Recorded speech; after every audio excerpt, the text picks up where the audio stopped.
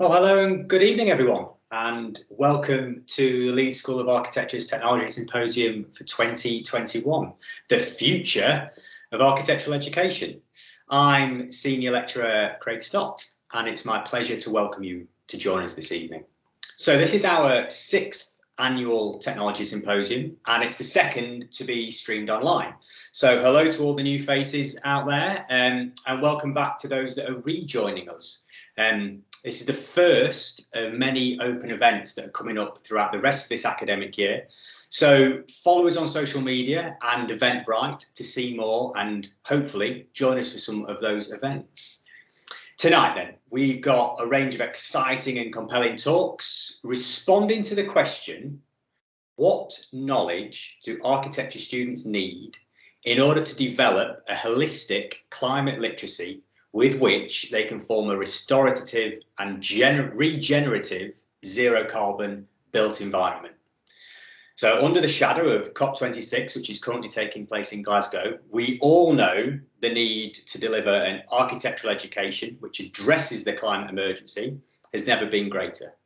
A rapid movement is required to equip students with the necessary skills and awareness to drive an informed and design-led response, generating ecologically resilient future. Tonight is part of that journey. It's a journey we've already started here at Leeds Beckett University, and I'm therefore delighted to start the evening by introducing two of our second-year undergraduate students, Awais and Zainab, and they're going to give a special announcement. So, Awais, Zainab, would you like to turn your cameras on and share your screen, please? Yep.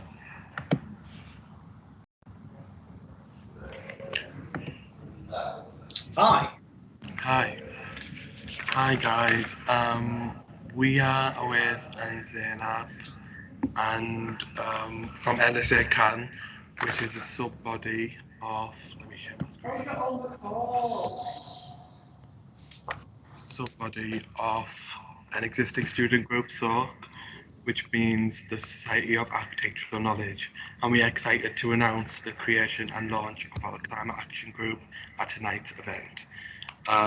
Zainab will start off by speaking on the importance of our group. Hello. So there's so many reasons into why this is important for us in regards to establishing healthier methods when designing and building structures. Earth is home. I do apologise, I am in the studio, so there are plenty of people plugging into this. So home means so much to us. It is the core concept. How do we protect? How do we keep us safe? Our future generations rely on our skills, our tools, and our designs to help them with their future causes. So if climate change is our biggest challenge, then let's work together and remain informed and help make and build more sustainably. Let us be passionate about roots and causes and reasonings as to why. Why is this world changing so drastically? How can I help and in what ways? It is important to us. We are healers, we are givers with architecture. We are gifting to our future generations. And that is why sustainable builds are a key ingredient to designing for a better future, for us and for them. It will enhance our connections within the industry, and hopefully it will bring us all together as well. It was a difficult year through COVID. Harmony is a great concept in architecture, and harmonious is exactly how nature speaks to us. I'll leave it to Awais to present the first slide.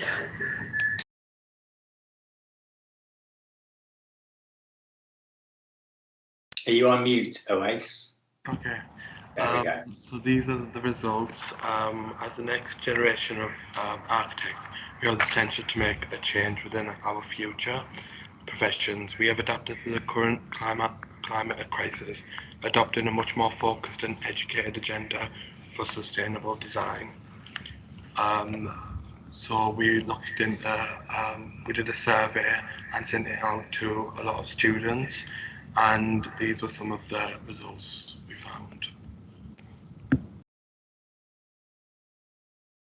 Next slide would be Zainab. So in regards to the slide, so one previous was in relation to our understanding on the sustainability principles. At the moment, We are still waiting on results, so this is work in progress. But the impact this can have on our architecture and how we are hoping to eventually get to a point where we can state that we know the topic extremely well. You can move to the next slide, Louise. Well, from these pie charts, which is survey results, here they indicate the people and the years that are involved within this network, and we can clearly see that students are aware that sustainability is important to architecture, and we want everyone to be prepared before they enter their working practices. So that's why we are working together with this group, with students, to actively discuss sustainability through our group LSA Can. So if anybody wants to, in regards to the final slide, although the results are a work in progress, this is to indicate the information around climate change and sustainability within design and how we would like that fed back to us from the university, and also which groups the students within Leeds schools of arts and architecture are aware of. And this is by far one of the most important pieces of information as well. In regards to networking and connections, it is a vital factor within architecture, and we can only build by working together. So if anyone would like to be involved with helping run and organise through LSA Can, please get in touch. You can leave your email addresses on the chat. We welcome students from the entire Leeds School of Art as well. COP26 is a global matter and cause, and this allows students to meet and engage about their projects as well. The importance of this is to prepare you for the current changes that are in effect and will be going forward. COP26 highlighted the importance of the effects our living has caused on the world as well. So it allows us to be aware, but to be passionate about designing and building for home, our earth, which is a wonderful gift, and we can also learn by utilising the current information that we have as well. Sustainability is about protecting our universe, and we can give back and heal the damage that is being caused by us through mindful design as well. That's great. Thanks for listening. We will put our emails in the group in case anyone wants to be involved, or if you need to ask us any questions. It'd be great to get a lot of people involved. I mean, I know we've got some third years and second years involved, but even if you are first year and would like to be involved, it would be quite important, and you would learn a lot about sustainability and stuff. That's great. I think that's really exciting, guys. Well done for championing that and for making it happen. So I'll just echo what Awais and Zainab have said there, and I would really encourage all of our students that are watching tonight, get involved with LSA Can in any way that you want to. And the first thing to do is to fill that survey in. So you've all received an email or two from Zainab. Please fill that survey in, because I think it's a really important way of you telling me and the rest of the staff what you want to know and how you want to learn it. So I think that what the survey results there that we saw show is that we as tutors are doing an okay job, but one that can be improved. And tonight is part of that. So the Leeds School of Architecture includes a range of disciplines, and that's architecture, landscape, interiors and urban design. And we're attempting to cover all of those and the internet connections between them through tonight's amazing lineup. So events like this allow us to come together and discuss our role in wider society. So can I please encourage everyone to type questions in the chat function? So you'll see that on the right hand side of your screen.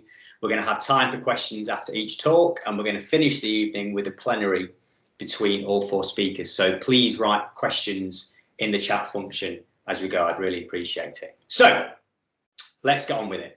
Our first talk tonight, rather pertinently, is a joint one from the Architects Climate Action Network, ACAN, and the Student Climate Action Network, StuCan, of which we've just seen our LSA group launched.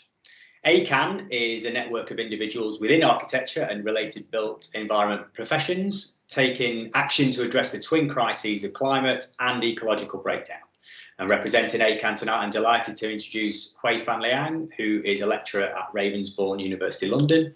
And from STUCAN, we've got Matthew Pembury, who's currently studying at the University of Bath. Good evening to you both. Over to you, and I'll let you share your screen, Hui Fan. Thanks very much. Thanks, Craig. Thank you very much. Well, I'm just looking for my presentation. There, I think I've got the right one. Does it look okay? Spot on, spot on. Cool. Thank you everyone for coming. I'm Matthew. I'm a student at Bath, and I'm also a coordinator at ACAN Education, where I've been helping since about April 2020 and the start of the lockdown. Hui Fan? Thanks, Matt. I'm Hui Fan. As Craig said, I'm a lecturer at Ravensbourne, and I've been with ACAN for I can't remember how long. About a year and a half, maybe a couple of years. I think 2 years, more or less from the start. I also just wanted to say how great it was to hear the passion and the warmth from Zainab and Oais just now about starting the new student action group. I wish you all the best with that, and it's really fantastic. We're going to start by saying a bit about the Architects Climate Action Network before discussing the symposium question. So what is ACAN? I think Craig already said this pretty much, but the ACAN is the Architects Climate Action Network. It's a voluntary network of individuals within architecture and related built environment professions, taking critical action to transform our industry in the face of the climate and ecological crisis.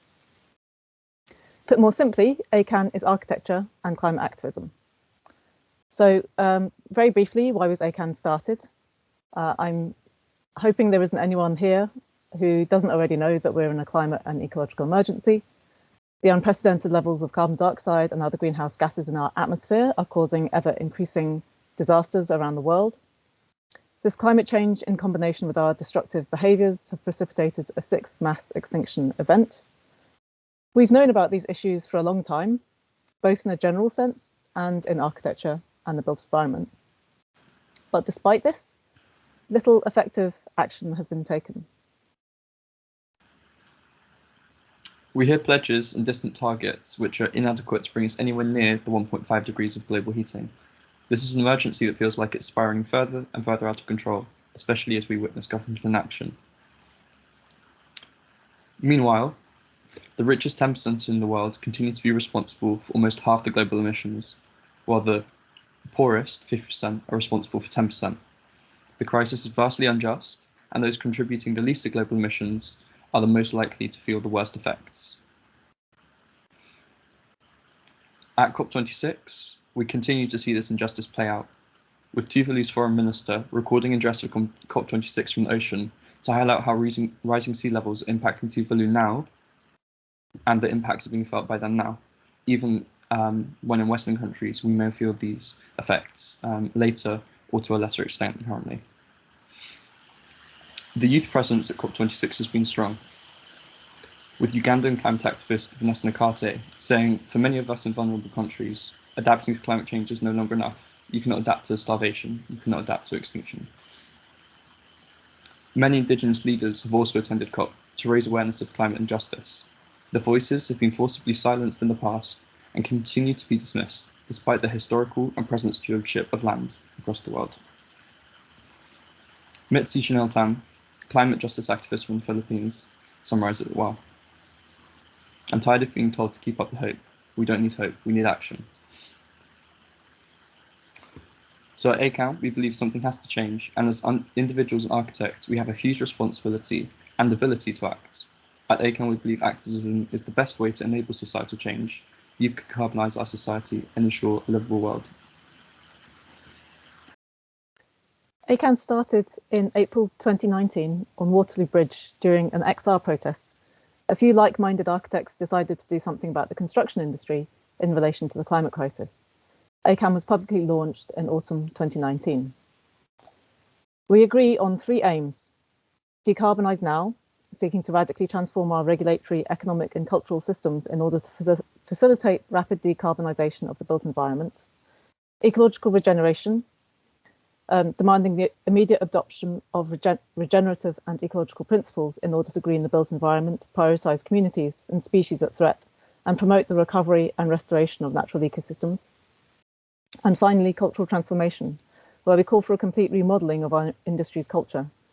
We must challenge and redefine the values at the heart of our professional and educational systems.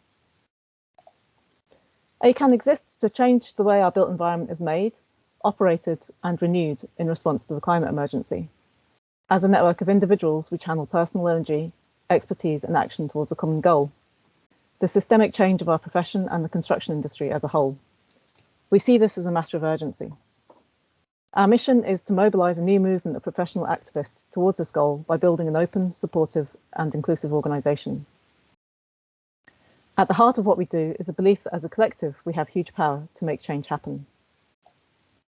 ACAN is structured around key thematic groups focusing on areas where we think actions are needed.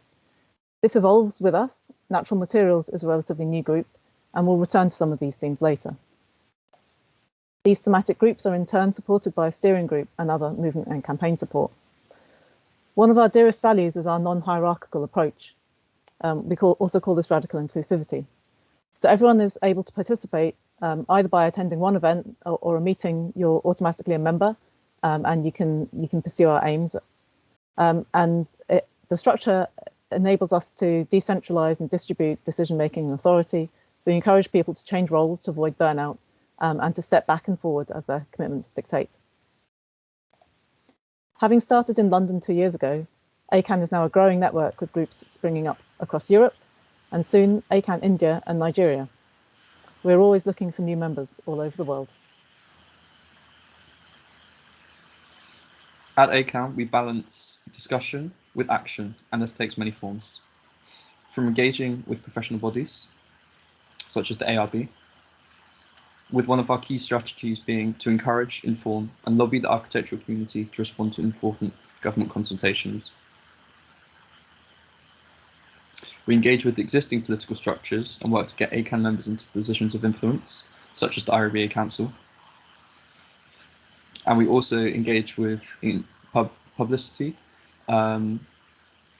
with members like to have a bit of fun as well, and we've run many actions and stunts, including our Architects Confession Box, which can be seen at Central St Martin's currently, and our Airports Action Week, where we send paper planes to practices still pursuing airport expansion.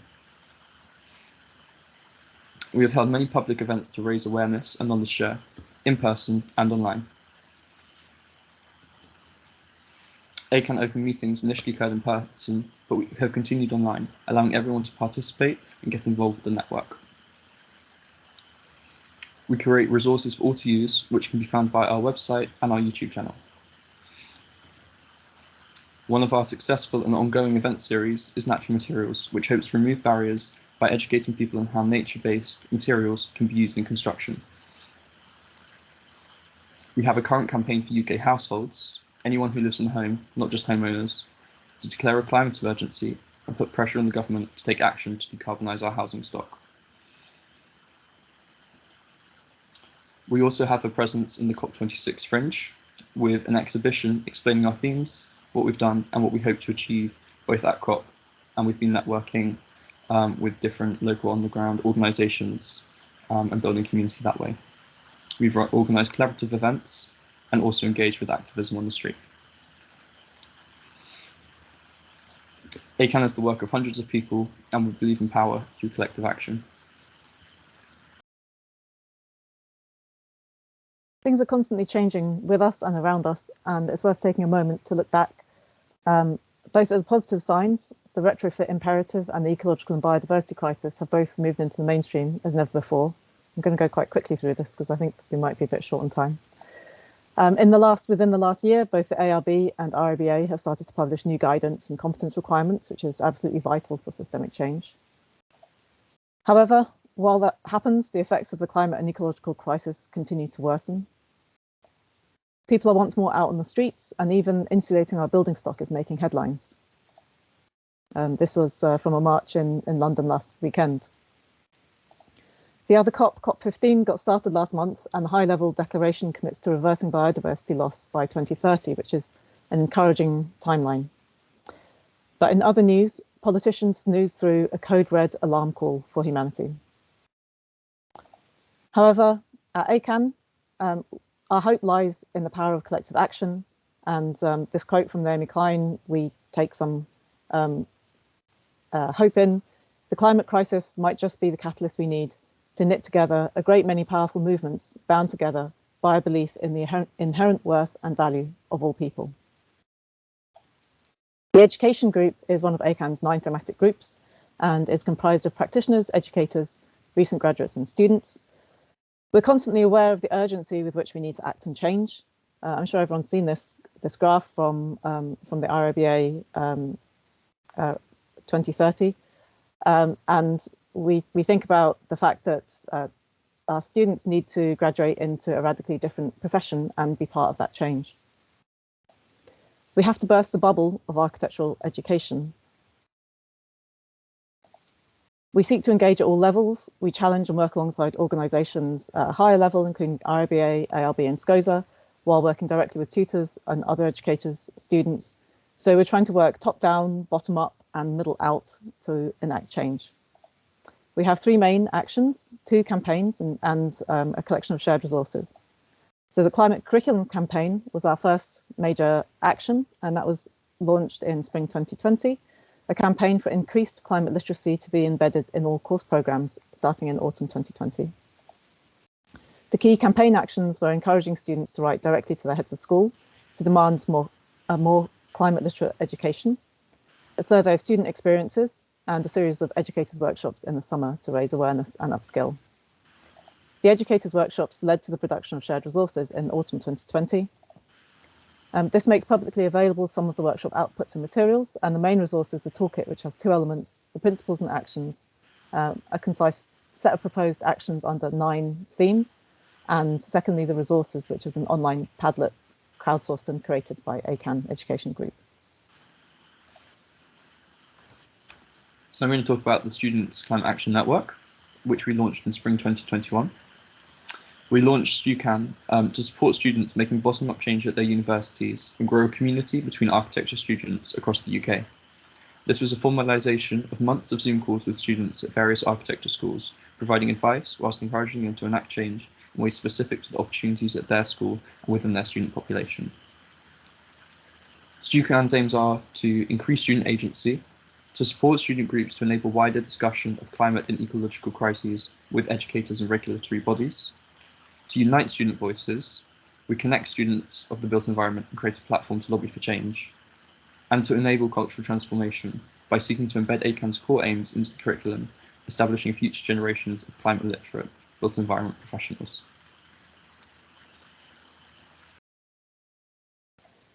We're going to discuss the symposium question through some of our work and actions in ACAN and ACAN Education, and also through this reflect on the journey that we are on within ACAN Education as well. So starting with that question, what knowledge do architecture students need? We think that some of the answers are actually in the question itself, an understanding of the need for an ecologically resilient future, a holistic approach to climate literacy, and that the built environment needs to be restorative and regenerative, as well as zero carbon. As part of our climate change, climate curriculum campaign, we highlighted how ACAN's 3 aims should be applied to curriculum change to increase climate literacy through decarbonisation, ecological regeneration and cultural transformation. And through this, we detailed aspects that we felt should be highlighted and raised up within the curriculum. In our education toolkit, one of the principles and actions is to identify key curriculum points, to give clear guidance on what students need to achieve and what educators need to teach. One of the big questions is always who designs this curriculum and how. Within our toolkit, we offered some suggestions which were crowdsourced from the educators' workshops. Much of the work of our thematic groups is focused on sharing knowledge, communicating and disseminating this as widely as possible. We need to understand basic concepts and principles in order to be climate literate. These are some of our posters from the current COP26 exhibitions to just illustrate some of these themes that we're working towards sharing information about. So understanding how to reduce embodied carbon and sequester carbon is a critical part of net zero design. Understanding the interconnectedness of ecological systems is vital. Our most energetic thematic group at the moment is natural materials. It feels like there's a huge groundswell of interest and demand, and we're trying to facilitate that within ACAN to overcome the barriers to greater use of bio-based and natural building materials. Understanding that circular economy impacts on all stages of the design process and the building life cycle. And the existing buildings and retrofit challenge, which includes not just knowledge about how to retrofit and the awareness of its importance, but also policy changes and the cultural shift in which buildings we celebrate and champion. So when we were asking what knowledge do architecture students need, our climate curriculum campaign, which was our first action, focused on holistic curriculum change. But now we see that this framing alone is not enough. As well as what knowledge, when and how are also critical questions. Climate and ecological learning needs to start holistically and integrated from day one in architecture school so that it isn't seen as a specialist subject or for later years. Picking another couple of principles from our toolkit. One of these is to make a strategic map and a plan for each course, thinking about what frameworks are available to help educators construct this map, to look at what happens when, and also to deliver it in, we call it warp and weft, integrated into every part of everyday delivery across all strands of the course, so that it isn't restricted to only to technical or to sustainability modules. We'd also like to reframe the question in several different ways and ask, what do architecture students need from their education? We can look at what they say. Quite early in the climate curriculum campaign, we carried out a student survey, and some of these results are quite damning and should give any tutor cause to reflect.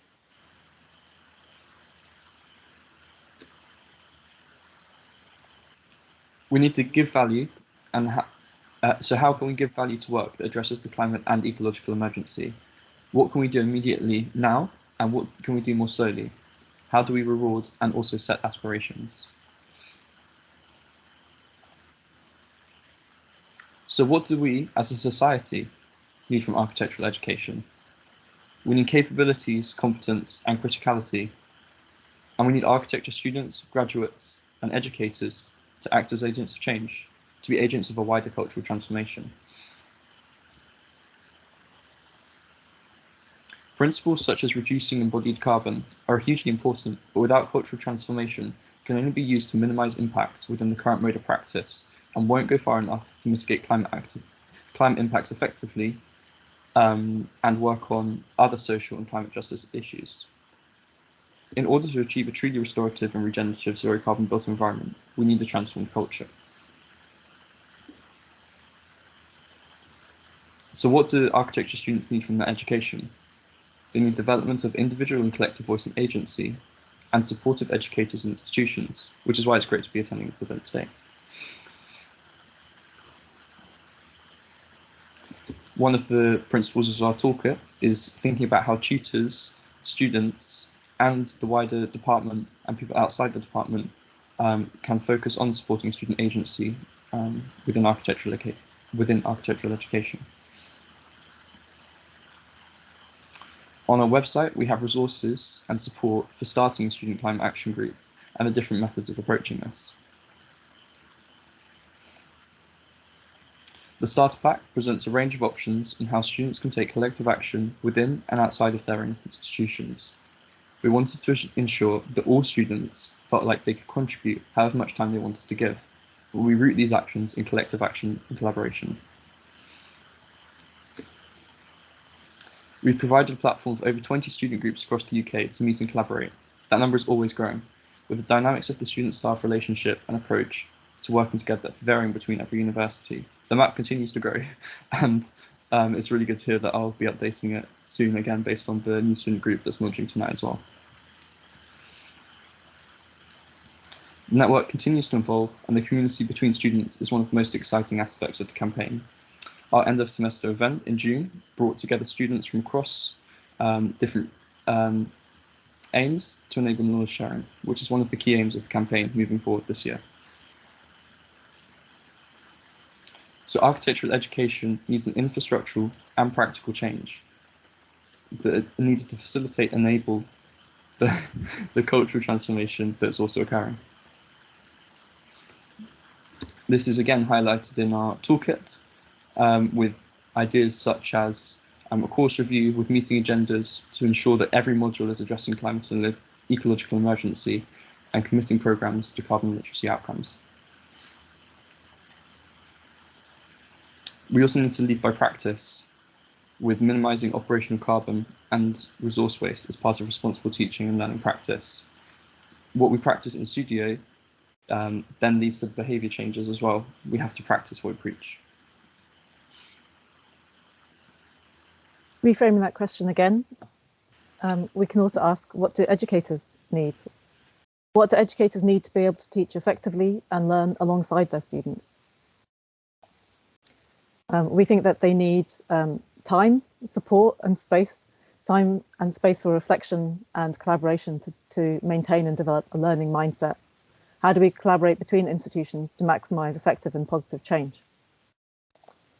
We also need to support upskilling tutors to increase their climate and ecological literacy, especially tutors that are on sessional or insecure contracts who very often have no paid development time.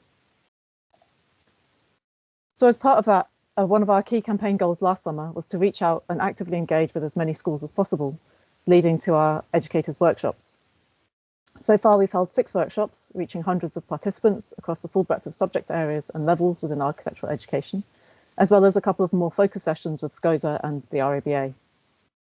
In the most recent workshop that we held about a month ago, we moved from it being an educators workshop to an education workshop.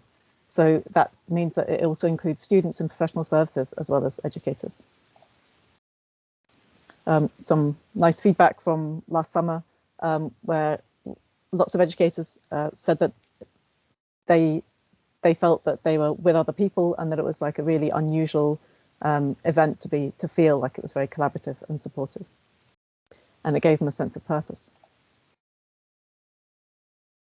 The workshop breakout rooms generated thousands of words in session notes, and we thought that these should be shared, and also there was a lot of demand from educators and students on what to do next and where to find out information.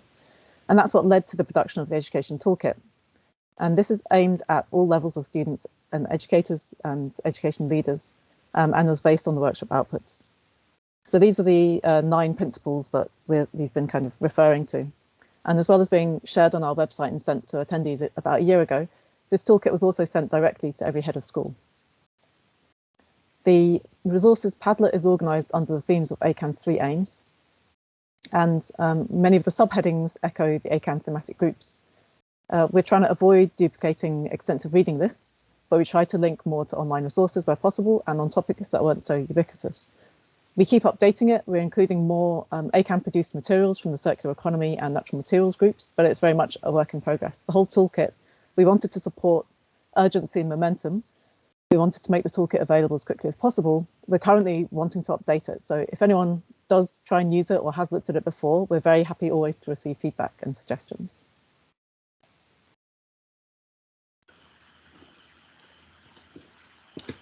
So we know that knowledge sharing and collaboration are vital to facilitating rapid change. We can't do this by holding on to knowledge within individuals, departments, or institutions. We have to help each other move forwards. Collaboration has been central to the work of StuCan. We've worked with many StuCan groups across the UK, and also You Tell Me group from Finland, Decolonise Architecture, and the Future Architects Front, and hope to collaborate with more groups this year and demonstrate how issues ranging from workers' rights to justice and decolonisation are inherently related to and cannot be separated from environmental issues. Architecture students need critical awareness, the ability to understand and question interrelated systems. We need to be able to have informed and critical decision making for futures, and to be able to respond to new and as yet unfamiliar problems and future scenarios, and recognise that not all architecture students become architects. We also need to be able to imagine new futures for the built environment, which are equitable, just, and livable for all. Agency and knowledge and skills to act collectively to then make these futures a reality. Walida Amarisha says, because all organising is science fiction, we're dreaming new worlds every time we think about the changes we want to make in the world. To support this cultural transformation, we need to be imagining new futures within architectural education that go beyond current modes of practice, as essential as they are as well. These futures can be achieved through collective action, are essential for climate justice. Architecture and architectural education has an important role to play in collaboration with others. One of our current actions is to support the launch of the Green New Deal Super Studio, which has been successful across the US in starting to imagine new futures and the actions required to make them a reality. You can join our launch event in 2 weeks' time. So we want to leave you with this question. What will you do next, both as an individual and in collaborative or collective action with others? ACAN education is only possible due to the combined work of those within all levels of architectural education. So we also want to leave with this question from Adrian Marie Brown. How do we turn our collective intelligence towards collaboration if that is the way we will survive and thrive? Thank you. Thank you. That was tremendous, guys, as I knew it would be. I've been really impressed with the work of ACAN over the last 18 months, 2 years. Joined a number of your events. I think the toolkit's excellent, so well done, and thank you. I think thank you is a really important one, actually, in terms of the work everyone in ACAN is doing to bring this to everyone's attention. And what I really like and what really fits in with my ethos and agenda is this idea of collaboration, that actually it's not about silos, it's not about individual schools of architecture, it's about equality. It's about equality across the globe, and it's about educational equality. I thought a big thing for me in there was this idea of you saying, what does society need from architectural education? And actually that's a really good way of us all thinking about it, isn't it? Rather than us thinking, actually, what does an architecture student need, or what does an architecture tutor need to provide?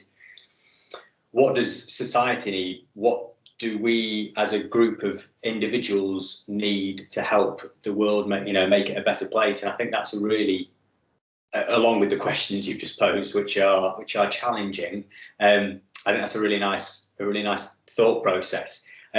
Couple of comments rather than questions in the chat. Amazing presentation. So totally echoing what I think and feel there.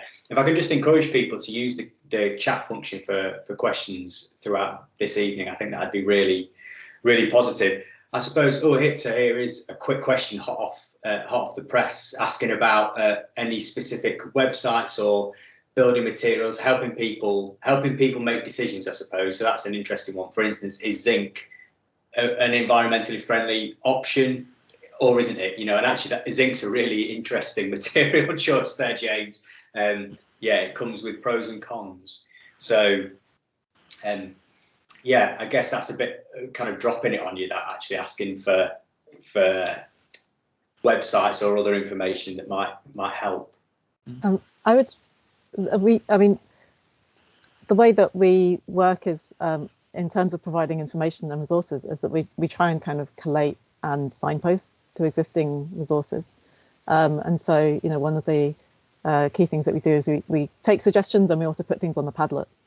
So I'll grab a link to the Padlet. I don't think it has anything so specific as this kind of that material comparison, but it also has other ideas in there, because the kind of, when you're comparing two materials, it's kind of, what are you comparing? Are you comparing the resource impact, or the kind of let's say the human impact in terms of the supply chain, or are you looking at the embodied carbon? They're all quite different things that need to be measured in different ways. And I can see that Diane has put a link in the chat. Yeah, I was just going to say that the material pyramid, really nice, really good website for students. So everyone copy and paste that, and also the Padlet. I would have said that as well for what ACAN are doing. You'll have seen the link in the presentation there to the Padlet, which is, there we go. Thanks, Wayfan. So all of the information that is found is then put on there as an open resource. So I think that's it's a really good question, James, and I think clicking on that link is one way of starting to find out. And I think that probably covers a little bit about what Andrew has just mentioned there about geographic location and how that influences. And you're absolutely right, Andrew. Location is going to have an impact if we're trying to do things kind of as limited ecological footprint in terms of transportation. Layla's, this is interesting, Layla, because Layla's doing a part two at CAT in Wales, having done her undergrad with us a couple of years ago. So, she's asking what the RIBA could learn. I might paraphrase for you, Wayfan. The answer is a lot. I'm a fan of the RIBA. I think it's an important institution, but it does need to develop and change, doesn't it? And I think actually what we're seeing is institutions or groups, for want of a better, like ACAN, actually leading the way. I mean, how do you both feel about that? And how is your connection and your discussion, your lobbying, RIBA and ARB? How have you found that? I don't know if you want to go first, Matt. Yeah, sure. Mixed results, but I think we continue to respond to their consultations and get in the room and have those discussions with them. And we can see that things are changing. And also just to shout out the Future Architects Front as well for the work that they've been doing within architectural education around other changes. So they're really quite tangibly creating systemic changes within architectural education through organising. Maybe that's not directly focused on sustainability, but really it all kind of intersects. So yeah, it's all changing. But yeah, there are other institutions potentially doing better, but now we're starting to see all institutions really take responsibility and make those changes regardless whether they're being supported by the ARB and RIBA as well. I think one thing that we found is that I think a Future Architects Front have found this as well. It's like when you start as an organisation, as a collective group, it doesn't take very long before you're taken much more seriously than you can ever have imagined as an individual. So actually now, we're kind of 2 years old, ACAN, and ACAN we have been having very direct discussions, not every week or anything like that, but at certain times we've had very direct discussions with the ARB and with the RIBA education, and that has felt really rewarding in a sense, being invited to the table in a very direct way. And because ACAN is non-hierarchical, we tend not to, it isn't one person that will represent ACAN, and so we always talk about who will go, and we're taking part in another project where actually they've agreed that there will always be 2 people coming from ACAN, and we'll always try and have 2 different roles, let's say a student and a tutor, but that they don't necessarily know who's going to come. And so there's something, it's a very different way of working for us, and it's really interesting for me as a tutor who's got quite a lot of years of experience of just hands-on teaching, but I've never been in those kinds of conversations before, and it feels very different when you're speaking on behalf of quite a large group rather than just yourself. I think there's this interesting thing because the RIBA have launched their new framework which covers both education and practice. It's very, very different. It doesn't have a lot of detail in to a large extent, but they do have these new competences as well. And I think the other thing is when it's kind of like, actually the thing about RIBA or ARB being a restriction is not really that valid, even the old frameworks. When you really look at it, most architecture schools, their design briefs change really, really dramatically year on year, and they do that within, they don't need revalidating or anything like that. And actually there's a huge scope to do that stuff if there's willing. And actually it's a bit of a false thing to say that you're being held back by your professional body or by your regulatory body. But actually what's going to happen very, very soon is that you will, effectively all schools will be forced to make quite dramatic changes by those regulatory and professional bodies. So you always need the top down and the bottom up and the sideways. We find it quite useful in ACAN education that because there's many of us at different levels, we are always putting that pressure on, and quite a lot of the toolkit is about addressing what students, educators, tutors, module leaders, heads of school can do, because everyone kind of has to keep putting the pressure on everyone else all the time, and as long as you know that you're all working towards it together. It isn't kind of confrontational, but it's really important. Yeah, I totally agree. Totally agree. Thank you very much. I think that's a great place to kind of move on to the next one. But can I please encourage everybody to keep asking questions? And if you've got questions for Wei-Fan and Matt, we're going to have a plenary at the end. So please ask away. Andrew, I'll have a look at that and we'll maybe come back to it at the end. So Wei-Fan, Matthew, thank you very much. Cheers. So we'll move on to our second presentation tonight, which is from Megan Combold, who's the Adjunct Professor of Landscape at the University of Greenwich. For the last 2 decades, Megan has practiced landscape architecture in the public and private sector, along with teaching for the past decade. Since 2018, Megan has worked in as the Senior Spatial Planning Officer at Croydon Council, which she's focusing on delivering sustainable green and blue environmental amenities through developments and policy writing. And Megan's knowledge and experience has seen her invited to give talks like this one, and more important ones to government planning teams. She's been asked to sit on the Urban Design London Environments Design Review panel, and this year Megan became an associate at the Design Council, which is an amazing achievement. In addition to practicing and teaching landscape architecture, Megan has written numerous articles for the Landscape Institute Journal, and a book, 3030 Landscape Architecture, was published by Faden in 2015. Megan, welcome to the Leeds School of Architecture. Oh, thank you very much. Good evening, everyone.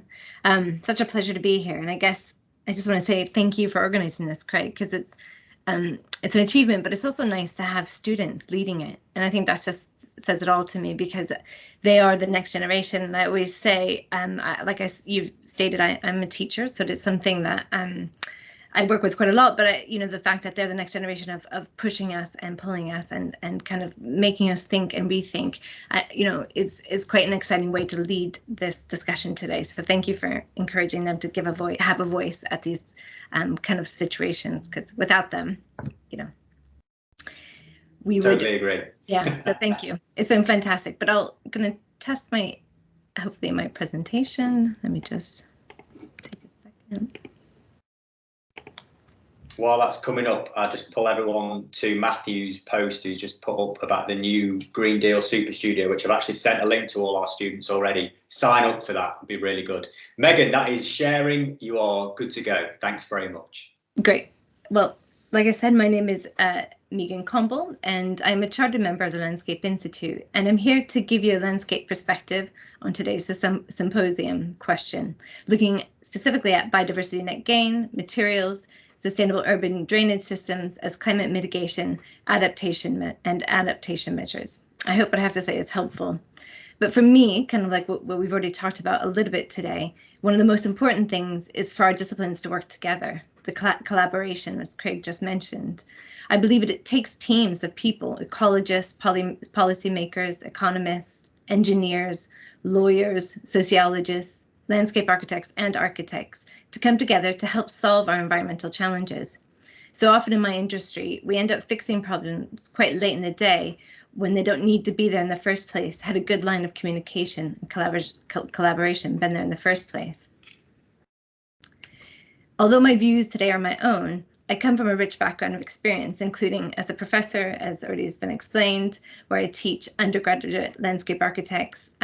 I take theories and I explore ideas on a large scale that I then apply to practice. As a senior officer at Croydon Council in Greater London, I work to ensure design quality and sustainable measures are met in green infrastructure, public and private realm projects, and in writing policies. And as an associate at the Design Council, where I offer advice on landscape quality in the built environment. Today, I'm framing my talk around something called ecological urbanism, which is an urban approach which draws on ecology to inspire an urbanism that is more socially inclusive and sensitive to the environment. Developed by Mohsen Mostafavi with Gareth Doherty of Harvard University. In my work, I use landscape urban theory in my studio to push these boundaries and ask myself, how do we get more socially inclusive landscapes which are sensitive to the environment? I like to work between practice and academia to test these ideas at a studio scale, which can be applied at the more practical scale. But to start, I want to ask yourselves and myself, what is ecology? We heard a lot about it in the last presentation, and I want to know, what does it mean to you and what does it mean to me? On a recent student trip to Scotland, I was able to visit this project called the Dun Dragon Rewilding Project. So it's a really wonderful landscape, as you can kind of see in the foreground here. But what you don't note, or what you can just see, is in the background, the tree line, which sits above above the tree line where the clouds are hovering, is kind of a dying landscape. It needs to be what you see in the foreground, which is a rich landscape of Scots, pine, birch trees, and aspen, with a rich undergrowth of heather, bog myrtle, among others. Sadly, the biodiversity of this area has been disrupted by human intervention, namely the extinction of the wolf, the red deer's natural predator, which has led to an abundance of red deer who overgraze the new tree saplings. Interestingly, the Dun Dragon Rewilding Project has introduced a new balance to the landscape by denying the deer access to certain areas, creating exclosures or fences, which has allowed for nature to thrive. In urban settings, to me, this is an example of a landscape architecture fully considering ecological systems within the nature of the built environment.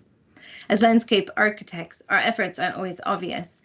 The work on Ruskin Square here by J.L. Gibbons was part of a major regeneration project.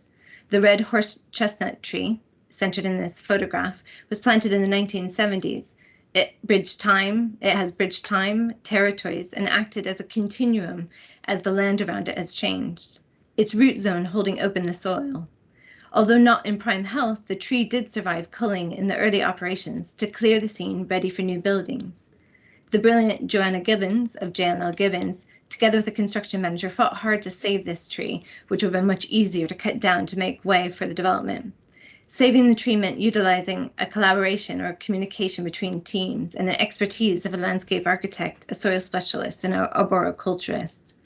The following spring, the tree bloomed in all its glory and has been cited by the local authority as best practice.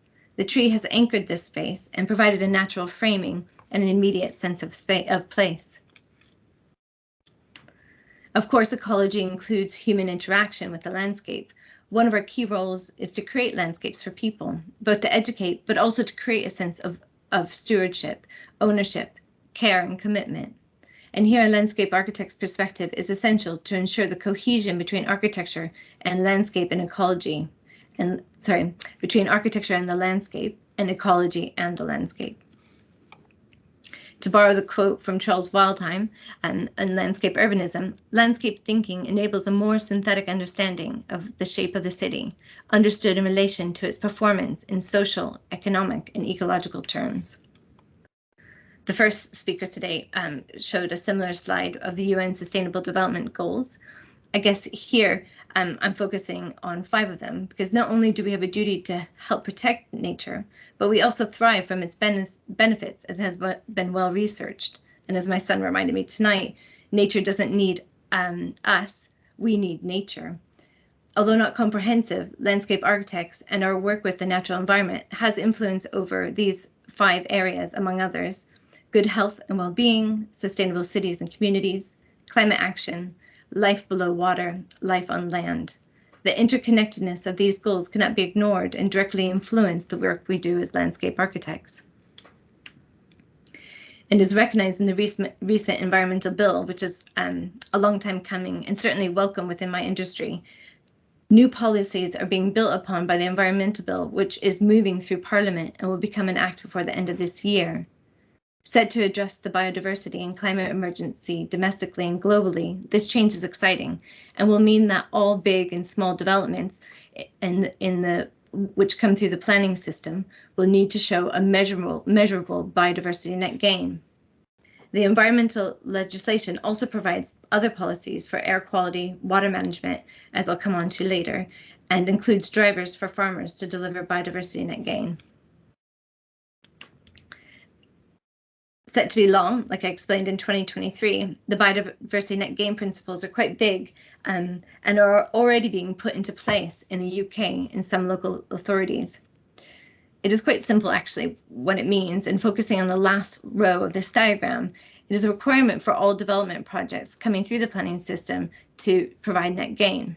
So biodiversity net gain is an approach to development that leaves biodiversity in a better state than before the development was put into place. Meaning, if you started with a woodland and you put in your building, you have to put the woodland back, or leave the woodland, more likely, and then add 10% net gain on top of that. So it's a big change in terms of how we see the built environment developing over in the future. In assessing possible impacts on biodiversity or habitats, developers are required to follow the mitigation hierarchy, as seen on my screen. This first part is assess, which is probably the most important part. It's about considering what team you need to bring on to assess the site's natural capital: ecologists, soil specialists, landscape architects, arboriculturists.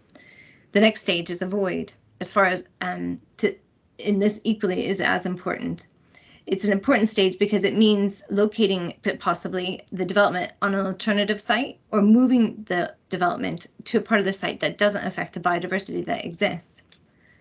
The next stage is minimize, which is if avoiding all adverse effects is not possible, action is taken to minimize these effects, which includes timing works to avoid sensitive periods of plant life and basically flora and fauna.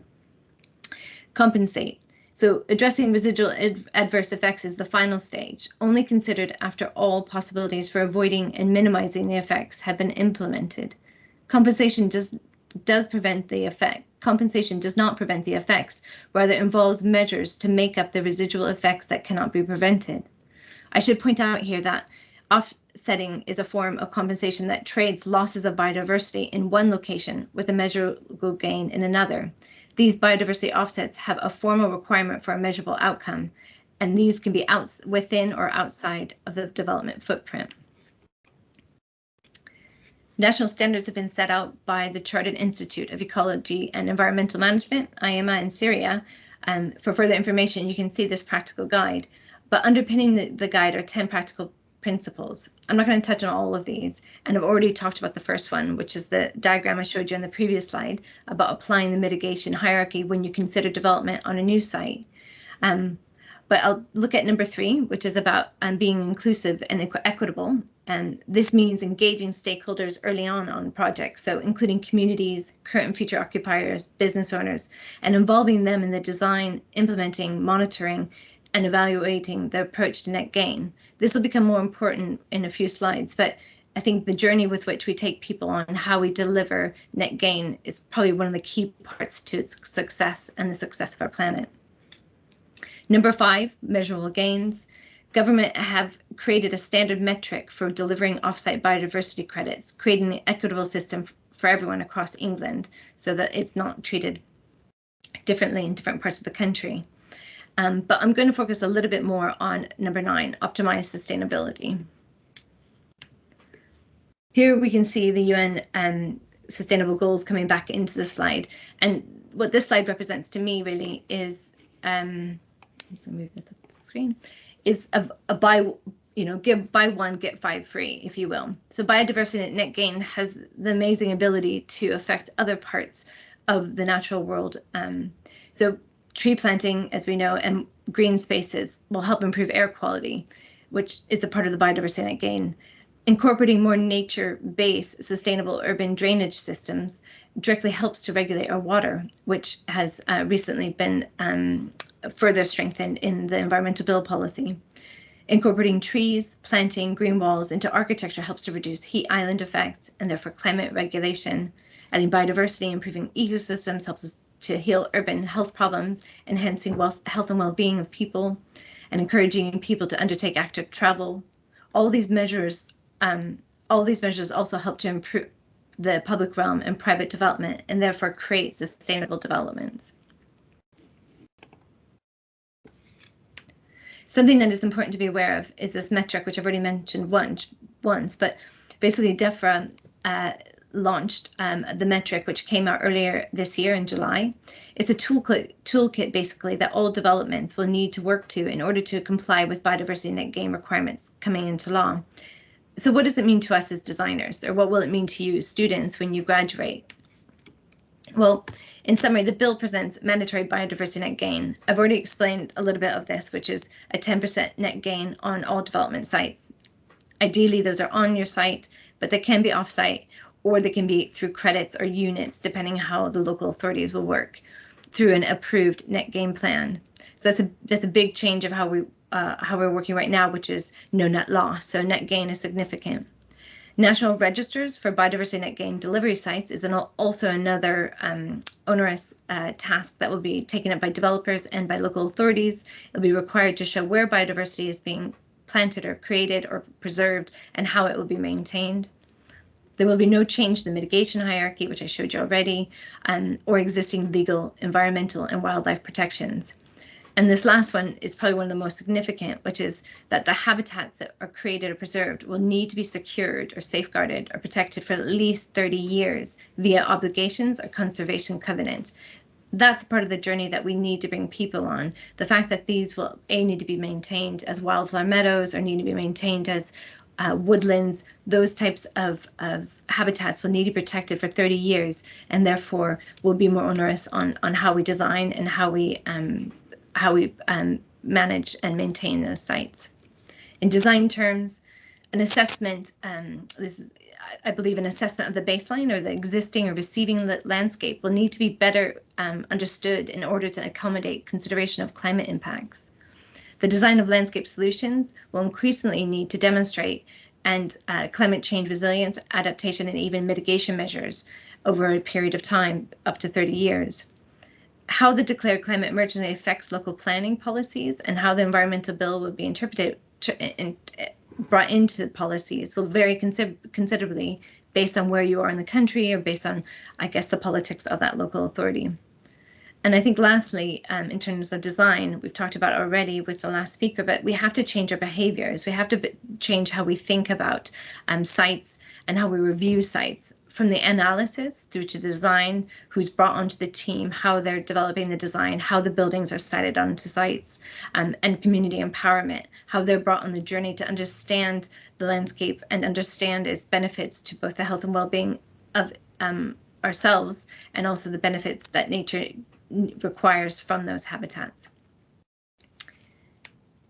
To me, probably the most exciting thing, or what I'm quite hopeful for, is that this change means that we will look away, the way that we look at sites will move away from the car is king model, or looking at it in terms of purely an infrastructural element, but looking to one which really looks deeply at the key ingredients of what makes up the character of the site and its relationship to, and its ecological systems which create that site. So moving from this to land topography, looking deeply at how the landscape moves and not just thinking about what's happening above the ground, but actually looking at their hydrology. So we're aware of not just what are the more physical and obvious water issues on site, so the ponds, the rivers, the streams, but actually thinking about a bit more about aquifers, things that happen below ground, things that happen when it rains a lot, so like puddles and ponding.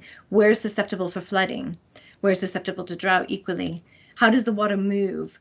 How does the water move when we put a development on it? And where will the water accumulate further downhill? We will need to look better at natural soils and understand that over a quarter of all living species on Earth live within these soils. So protecting, preserving, recycling, and not removing is something that we need to consider when we're designing and developing our projects. And trees. The UK has one of the lowest woodland covers in Europe, and as a country we need to do more to increase it to help meet the needs of our wildlife. If we don't protect what we have left and promote new woodlands for our future, we stand to lose much more than trees. So my hope really is that this environmental bill and this new legislation will help us start to think deeply about who is involved in the outset of the project, how we think about projects going through the planning system, and what teams are required to be on those projects, getting the right team from the beginning and not left to the end. And that way the natural components are taken into consideration, from the beginning, the very offset of a scheme. Working with nature systems, water, soils, topography to create sustainable and long-term impact on which will enhance biodiversity. And that way our projects are not about domination over nature and landscape, but one of coordination among disciplines and a cooperation with nature and their communities. We need more examples of architects leading with landscape and working with natural capital experts. Examples of this include the landscape architect Luis Callejas, who creates projects where landscapes serve as a departure point for architecture. The projects expose an attitude towards an important role to living matter.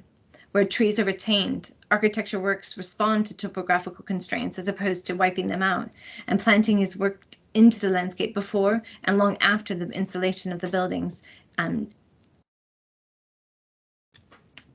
As the landscape architects, we design for communities, both human and non-human, and therefore creating a legacy of stewardship is one of the key ingredients to successful environmental changes. To do this, we need to question who are we designing for and who is caring for this project. Our projects need to bring existing and future communities on board in the design of landscapes. Through this exercise, we are able to create connectivity and caring relationships between people, communities, and nature. And in this way, we are able to truly create a healthy ecosystem which transfers benefits to people. I'm interested in looking for new models of green planning and delivery, how projects are delivered, moving possibly away from a developer model, but looking at a model which empowers community inclusivity and brings democracy forward, as well as respects and enhances diversity, allowing for better outcomes for local people and their environment. As we know, it is not enough to just create the landscape. We need to work together with communities to ensure we educate and empower them and hold all of us accountable to ensure a legacy of biodiversity net gain can be met. As designers, we need to make every effort within our sphere to influence, to enhance, respect, and restore the life-sustaining integrity of the landscape for all living things. I've talked to you already about plant life and biodiversity, but we also must consider how we work with proposed and existing materials. In this book by Jane Hutton, she reminds us that landscape materials are fragments from other landscapes. Here, Hutton explores 5 materials movements coming to New York City. Guano from Chincha Islands, Peru to Central Park, granite from Vinyl Haven, Maine to Broadway, steel from Pittsburgh to Riverside Park, trees from Rikers Island to 7th Avenue, and tropical hardwood from northern Brazil to the High Line. We must ask ourselves how we dismantle, destroy, and redeploy materials, and what are we losing to make this gain, and what social and ecological impacts are there. I believe we need to, as teachers and practitioners, open up conversations about where these materials are coming from, what can be recycled, what can be reused. In this edible bus stop project called Curb Garden, all the curbs are recycled or from the local authorities' storage of curbs and used to create this edible bus stop or this planted landscape. But most importantly, I think we need to focus and bring the conversation to what's happening below ground. We need to stop looking just at the surface of the landscape, but to take into account the below ground materials, the roots, the soil, and its ability to store water and carbon, the nutrients, and the fact that nature relies on the delicate balance of the soil and its organisms. Here in this photo, there's a photograph of a microscopic detail of mycelium, which is a fungi. The symbiotic relationship between this fungi and other organisms is especially with trees, is extremely important and one of the most crucial components of understanding the complex fabric of the underground world, one which is often overlooked when we looked at new development proposals. You might recognize the fungi or the mycelium a bit better through this illustration, which is the fruiting body of the underground or the below ground mycelium. It's a vast network that lives below ground and only appears on the surface for a brief moment compared to the legacy of the complex material that lives below ground.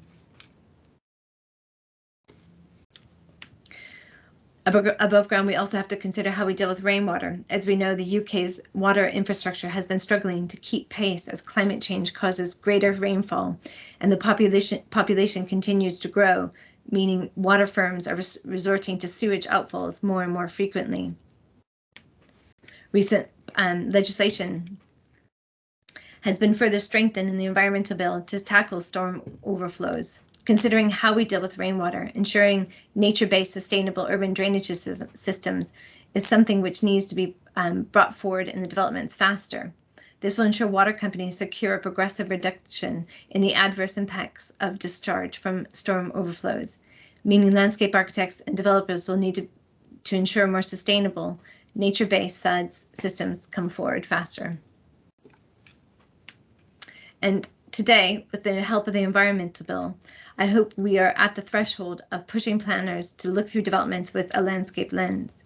But I want to push it one step further, to think bigger, to think across boundaries, landscape, and territories. As we've heard before, nature knows no boundaries, and a strategic large-scale approach is required.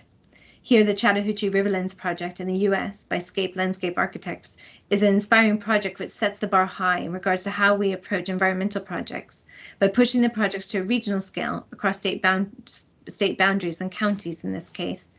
The project goes beyond the micro to create a macro project set to have an extensive impact on the hectares of environment and community. Thank you very much.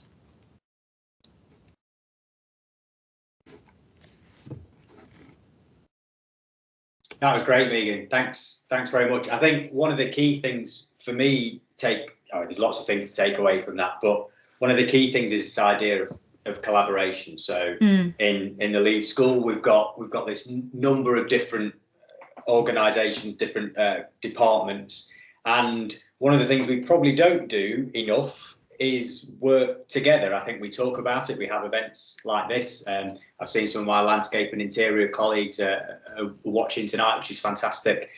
And I think the opportunity and what you're talking about actually is, especially with the biodiversity bill, that's going to affect everybody, isn't it? You know, and actually it's a call to arms, is that in many ways, that what we need to do is work together, because as architects, we're going to have to work with landscape architects to understand how we best use that opportunity, because it is an opportunity, isn't it? The requirement for biodiversity net gain. So actually, John, one of my colleagues, has just put a question in, or actually it's just a thank you, saying an excellent and informative talk, Megan. So seconded there, and a bit of Huifan had commented on the Jane Hutton book, The Reciprocal Landscape. So yeah, Huifan saying that it's actually a really good book to understand materials in general, which I think is really true. A question that did come in the chat from Claude was, when you were discussing the protection and maintenance of habitats, which is going to be part of that legislation, the question is about how that's going to be implemented. So is it contractually agreed, or is it something that's going to be done by local authorities, or do we know the detail about that yet? I mean, it's a really good question, Claude. I think that's who asked it, and I think it's still early days, so we're still awaiting guidance. But what's likely to happen, it will come through conditions. How it's enforced, that's probably your question, really, and that's a good question.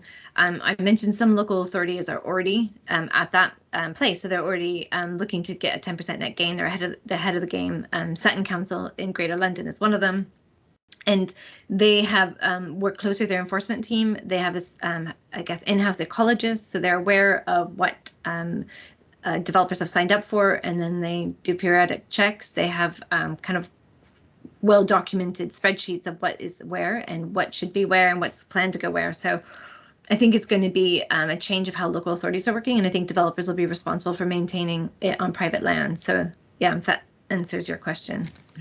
Yeah, I mean, it's going to be interesting, isn't it? It's how it's policed, I suppose, for want of a better word, isn't it? Enforced. There's a covenant in place. Enforcement. There you go. Thanks. Yeah. Yeah. How it's going to be enforced is really interesting. But as an idea, and it brings into something that I've been wondering about, which is why do we have two COPs? So there's COP 15, which is about ecology and biodiversity, and then we're on COP 26 for climate breakdown. And the ecology one happened 2 weeks ago, and the climate change one is happening this week. And it seems that those two things should really be one event, because I think both yourself and ACAN, and I'm guessing everyone else is going to say that these two things are interlinked. We can't really fix the climate emergency without a better and more rounded approach to biodiversity and ecology, can we? I mean, what's your take on that, Megan? No, I very much agree. And I guess that kind of goes back to what you said. It's like how we're teaching, I work in a university, so I'm quite aware of the constraints and things, but I think how we work as teams is perhaps in the UK, it's not everywhere. Other countries do it differently, but we are very much not always collaborating in the way that we probably should be. I learn a lot from my architecture peers, and equally, I do a lot of sessions where I teach people about topography. It's like one of my favorite subjects, and I think it's a really rich subject, and I think connecting things up better is always beneficial for how we communicate ideas. So yeah, it is frustrating that they are separated, the two COPs, but I think absolutely. Something to take forward. Well, correct. A couple of other questions. Do we know if the biodiversity net gain is going to apply to redevelopment projects, or is it going to be new build, new development only? Do we know? I wonder what they mean by redevelopment. I'd love to ask that person. I mean, one interesting fact, don't quote me 100% on this, but because what's to stop people from just wiping a site clear right now, for example, and just saying, I have nothing on it, I'm going to do 10% net gain. Basically, there's a period, I think it was last year or the year before, where it was frozen. So whatever the Google Earth images of your site at that period in time, that's what the biodiversity net gain is set from. So because the fear is that it would lead to mass clearings of sites. So that's a deal changer. And then redevelopment. So it doesn't apply, I think householders or permitted development is the only place it's not applying to, but any other type of development it would apply to. And it's set up so that you don't want to keep passing on. Sometimes developers will get permission and then they'll pass it on. But it's based on whatever that net gain was at the time. So you need to ensure that you're kind of working to, I guess it's within the benefit of that proposal to push forward whatever 10% net gain they could secure at the time of planning approval. Mm-hmm. Yeah, absolutely. And then another question from Fozia, one of our alumni. Nice to have you back, Fozia. Question about the edible bus stops. Do you have any more information about them, Megan, or about that one you showed? Yeah, I mean, edible bus stops was created, actually, Will Sandy, and I'm just forgetting the other person's name. Will teaches at Greenwich, not that I'm taking anybody from Leeds Beckett, but he teaches first year with me, and it's a fantastic project, and there's loads online. Like, I'll put a link in the chat right now, so if you want to find more information about it. I quite like it. I've done several projects where I use recycled curbs. They're beautiful. They're granite blocks, and they're a free resource. So if you have a project that you're looking to do cheap, you can ask your local authority if they're recycling any, and that's something to consider. And the edible bus stop is something that I thought did that successfully. But yeah. Great. Thank you very much. Right, Megan, we'll move on, but that was brilliant. Thank you very much. So on to our third talk this evening, which comes from Rob Neild, who is the Associate Director of Webb Yates Engineers. So Rob is a chartered structural engineer, over 15 years of experience on a wide range of projects, UK and internationally. He started his career at Arup before joining Webb Yates, and Rob has helped deliver the Sterling Prize shortlisted Barrett's Grove residential development in Stoke Newington with its really interesting CLT structure, and St Bernard's Gate, which is a 260 unit housing development for Catalyst Housing Group, and 15 Clerkenwell Close, which of course anyone that follows the architectural press will be well aware of for many reasons, and of course its recent Sterling Prize shortlisting. So having worked closely with a number of leading architects, Rob's expertise lies in the production of efficient and elegant structural solutions as part of an overall holistic design, and without giving too much away, has a real interest in post-tensioned stone. Rob, thank you for joining us this evening, and over to you. Excellent. Can you see the presentation okay? We can, and we can hear you, Rob. Thanks very much. Nice one. Okay, so first of all, thanks, Craig, for inviting me in. Wonderful to be able to come and talk to you all. Great opportunity to kind of share with you some of the, I guess, the project's approaches and, help answer the kind of original provocation. So yeah, and also I'll just echo what the other speakers have said about the kind of passion of the students. It's so good to see it coming from within the student body to really push the sustainability agenda and get more of the guys involved. So Yeah, I'm Rob Neild. I lead the Birmingham office for Web Yates Engineers.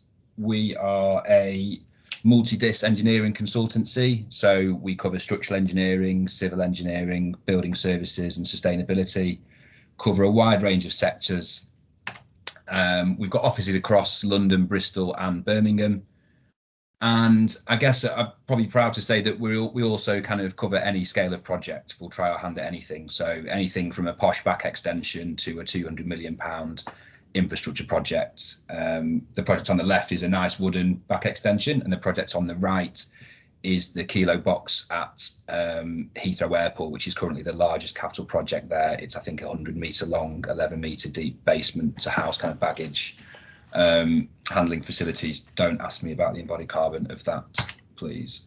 So the original provocation, what knowledge do you guys need to develop holistic climate literacy? As a structural engineer, what can I share with you? There's a few key points I want you to take away from today. 20 minutes is a tough time to kind of fit in everything, so I won't cover everything, but hopefully I'll give you enough kind of clues and pointers and hints to really help you in your future careers. So as a structural engineer, the two main weapons in our arsenal, material and form.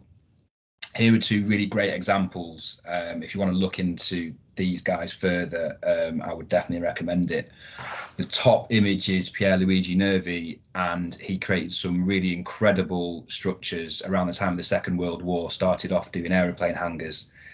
These are structures, by the way, formed from material scarcity rather than a kind of, initial audacious architectural intent. So Nervi had very little timber. It had all been used up in the house building going on in Italy. Steel wasn't readily available, but they had cement and aggregate and a shed load of labour. So he really created some forms which played on the materials he had locally, the local expertise, creating curved forms to give strength and stiffness, and creating a diagrid to kind of put stiffness to the shell where it's required, so you only have a very thin covering of concrete, so really limiting the material use. And the bottom one is Lario Dieste, so Uruguayan architect engineer in the 50s that did incredible structures with very thin shell masonry, again adding the sort of ribbing, adding the curvature to give stiffness and strength to the form, and adding minimal steel ties in where required. So that's it. If you take away anything from today, it's about thinking about what materials you can use, locally available, low carbon, and thinking of the form. Can you do something with the shape of your building, with the shape of the roof or whatever, to kind of give it some structural integrity? So, if you're going to create something of beauty, that you kind of don't start there. You start by creating a good, efficient structure that can withstand gravity, and more often than not, you'll come up with something beautiful in the end. You've seen this graph a million times. I just thought pertinent to show again. Massive increase in global CO2 emissions from the Industrial Revolution. 40% of that is due to the construction industry, our massive use of steel.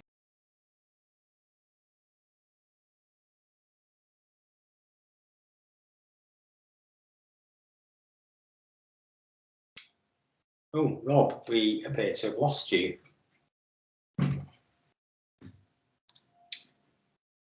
Turn my camera back on. Rob, are you? Can you hear me, Rob? You have frozen, unfortunately, which is a bit of a shame.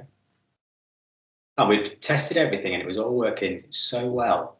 Okay, we'll give Rob a couple of minutes to see if he's able to rejoin.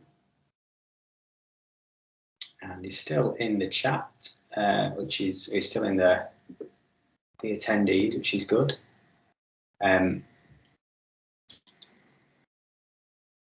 Yeah, so Carol, Megan's put in a link to the edible bus stop. Thanks for that. Right, it looks like Rob has now come offline, so I'll wait for him to come back on.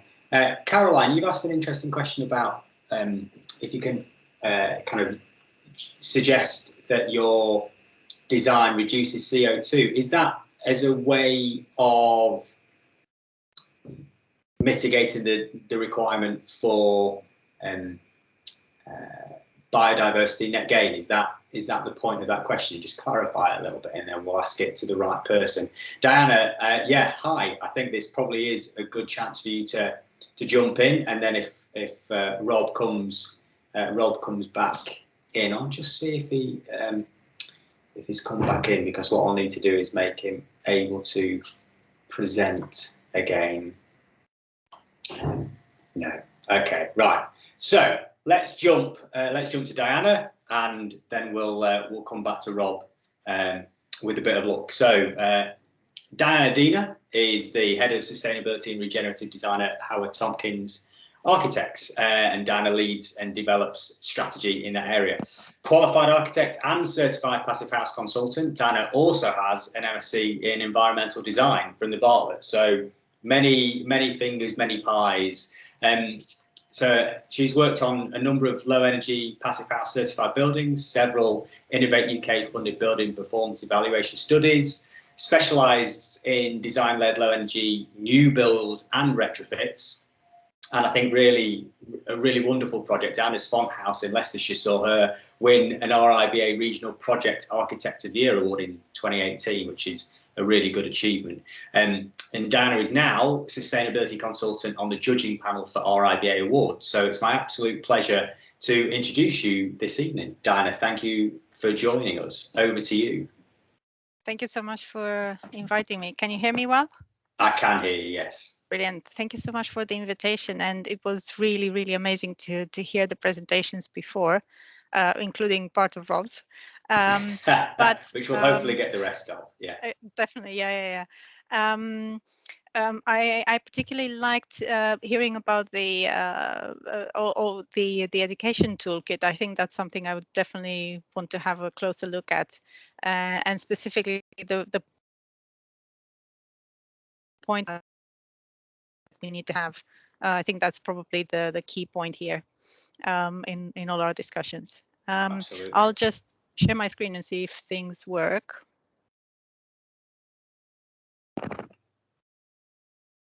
Yeah, we can see that. Brilliant. Great. Over to you, Dana. Thanks very much. Thank you.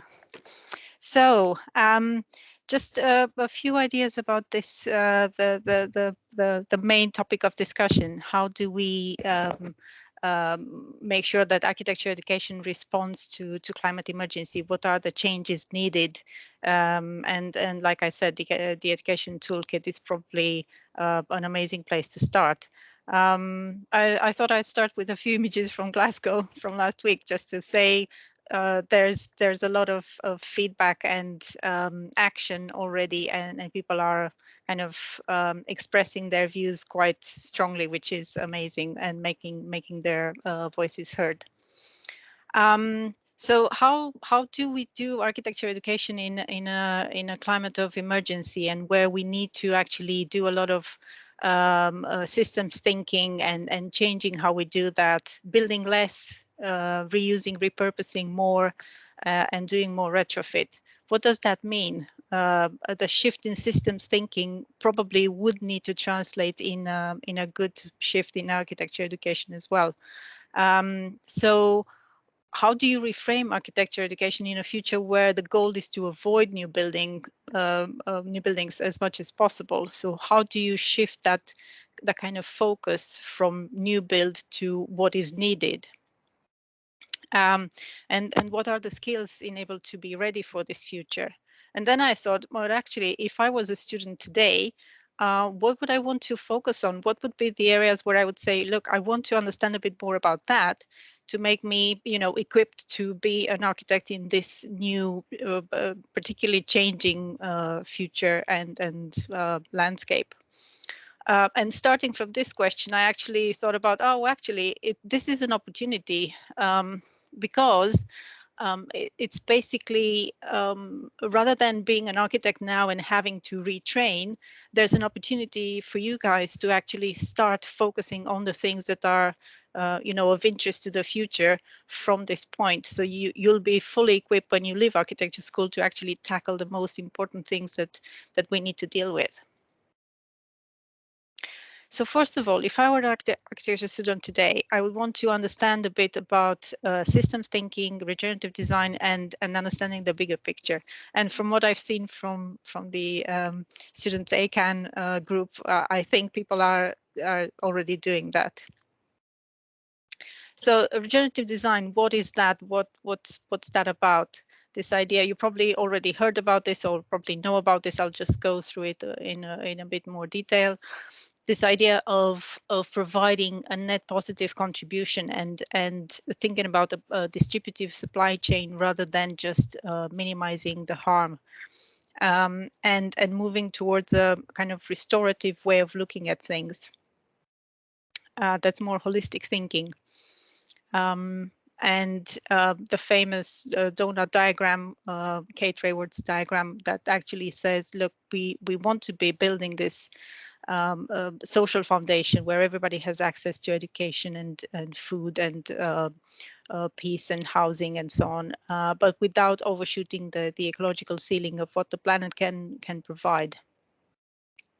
So how do we do that? It's good to understand kind of the idea that everything is connected, and that whatever we do in one area might impact elsewhere. And it feels like at the moment there's a lot of push for things to be kind of analyzed in bits and pieces, because that's how we best understand the system in kind of its component parts.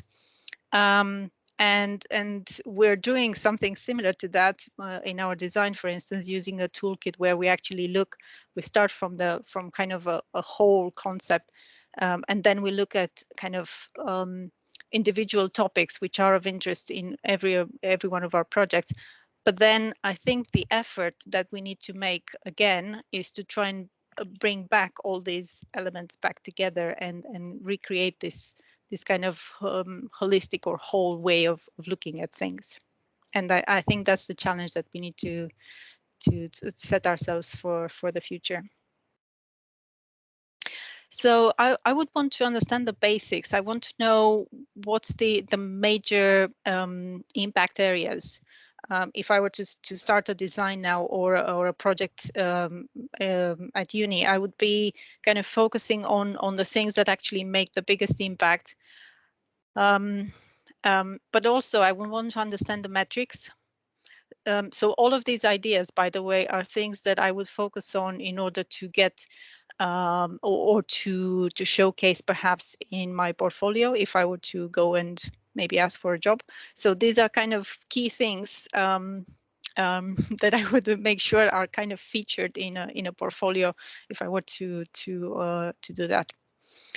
Understanding the metrics, I think, is really important because it's really key to be able to know your kilowatts from kilograms of CO2 and to know what that little e stands for, and and basically to know what the discussion is about, especially when we're talking about targets and numbers.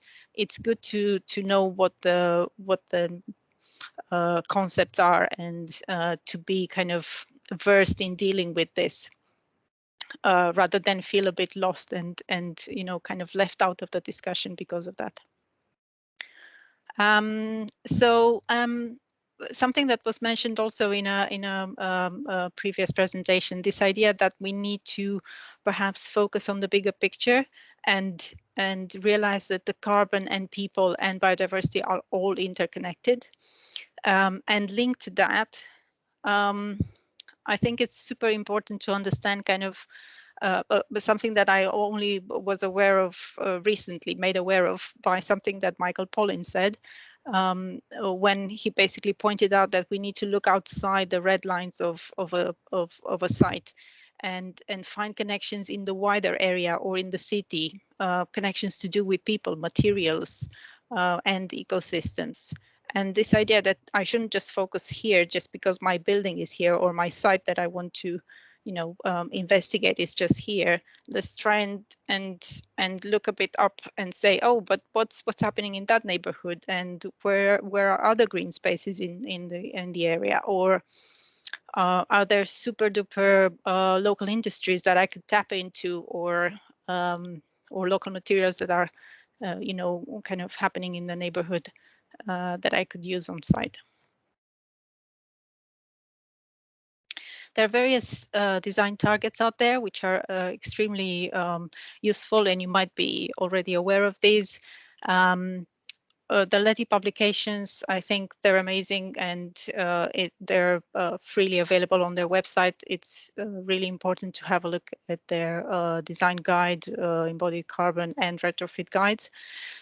The Rebar Sustainable Outcomes, it's like the Bible now. The 2030 challenge is basically part of this.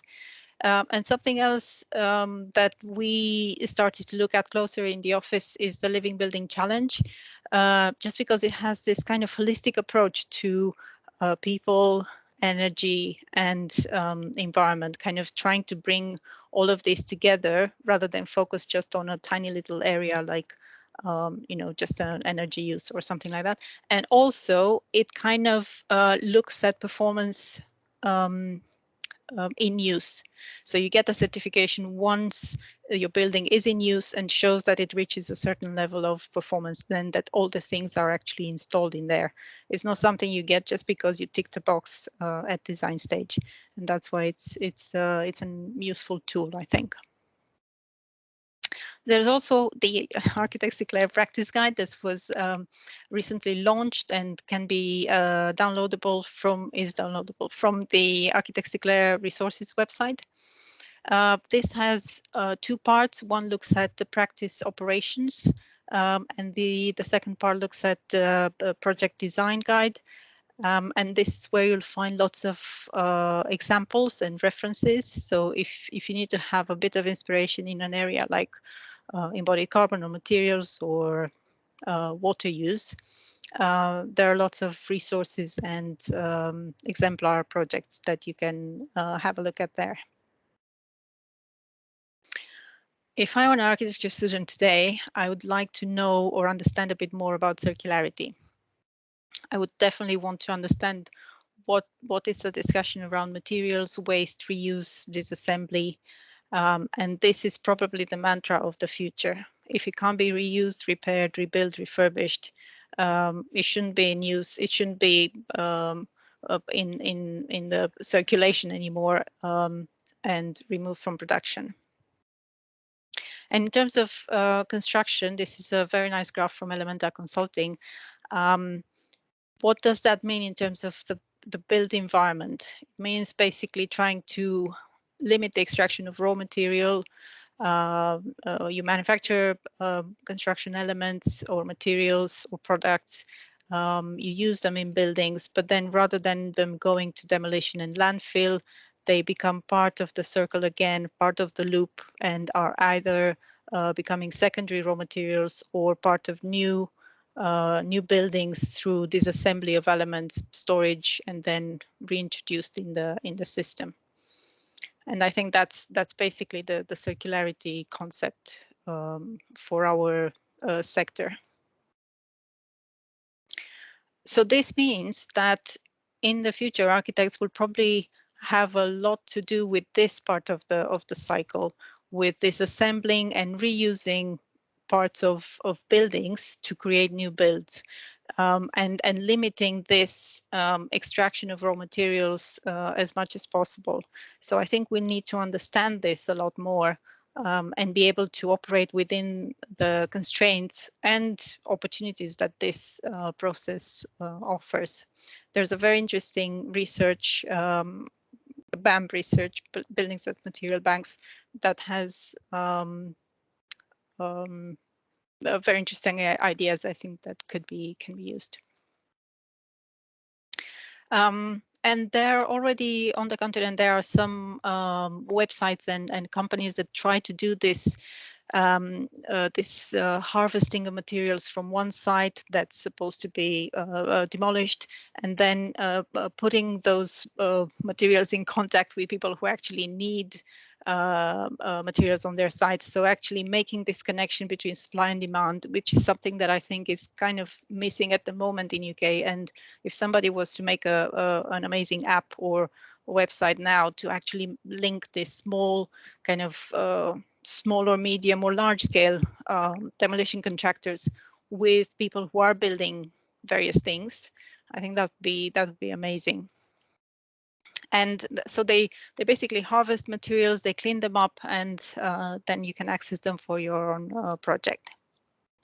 I think the key thing here is how have these things been installed in the first place? And this is something we'll probably need to understand a bit more as we start design work, as in avoiding glues, avoiding adhesives, and moving towards things that are probably more easy to take apart or off or dismantle. And the Opalis website is a good example of what the future might look like.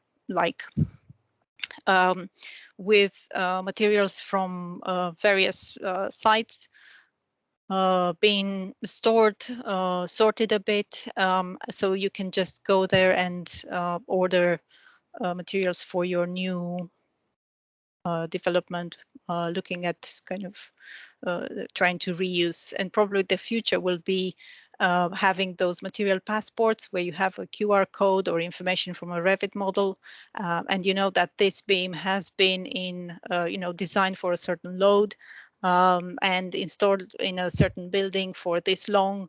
And I don't know, maybe treated with fire protection paint or something like that, and so that needs to be scraped off or not. So all that information will probably be something that will be available in the future, and you as architects will probably be using something like this. One of our projects, as example, this is a temporary roving theatre space. It's made of large hemp rope. It can be easily dismantled, packed up on a lorry and moved elsewhere. It has cardboard seating, canvas enclosure, and really lightweight, doesn't need any foundations, and it can be moved from place to place. And a few other ideas about this concept of reusing existing structures and adding new materials or using creatively new, healthy, sustainable materials in buildings. Apart from circularity, if I were an architecture student today, I would like to know more about retrofit. What does it mean? That would probably be the bulk of our work in the next 50 years and plus. And I would want to understand kind of challenges. What does it mean to be part of a project with a larger client, understanding their ambitions in terms of sustainability goals, and how to refurbish and extend a building,